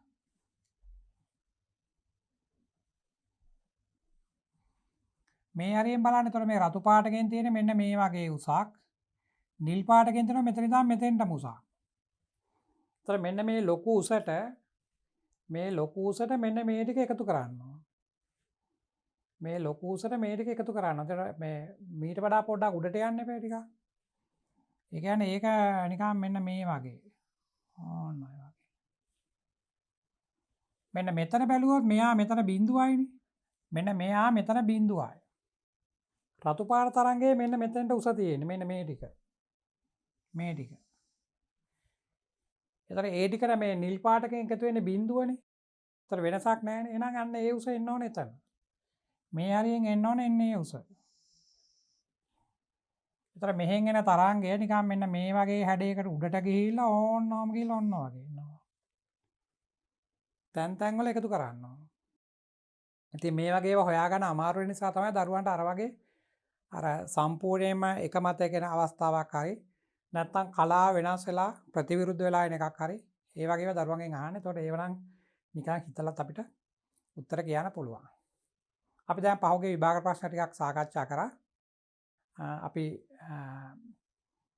දැන් මෙතන බලන්න මේ අර සරල අනුවාතයේ චලිතයකට මූලික දෝලන කොටස ටිකත් අද්දනේ තීව්‍රතාව කියන දෝලන හා තරංග පාඩමේ අවසාන කොටසෙනුත් ප්‍රශ්න තිබුණා මෙතන. ඒ නිසා මුළු සිලබස් එකෙම එනකොට දරුවන්ට මේවා හොඳට මතක තිබුණේ නැත්නම් විභාග වෙලාවේදී හරියටම ඒකට අදාළ සමීකරණේ ඒකට අදාළ විෂය කරුණ ඔළුවට ආවේ නැත්නම් හුඟක් වෙලාව යනවා මේක කොහොමද හදන්නේ කියලා. ඒකයි මම කියන්නේ දරුවන්ට මේවා මේ ප්‍රශ්න කීප සැරයක්ම විසඳලා මේ සිද්ධාන්ත කොටස් සම්පූර්ණයෙන්ම හොඳින් මතක තියාගෙන යන්න. එහෙම කරොත් විනාඩි දෙකකින් මේකට උත්තරයක් හොයාගන්න පුළුවන්. අපි ඊළඟ කොටසේදී බලමු තව ප්‍රශ්න ටිකක් අරගෙන මොනවද ඊට පස්සේ අවුරුදු වල අපෙන් අහලා තියෙන්නේ කියලා.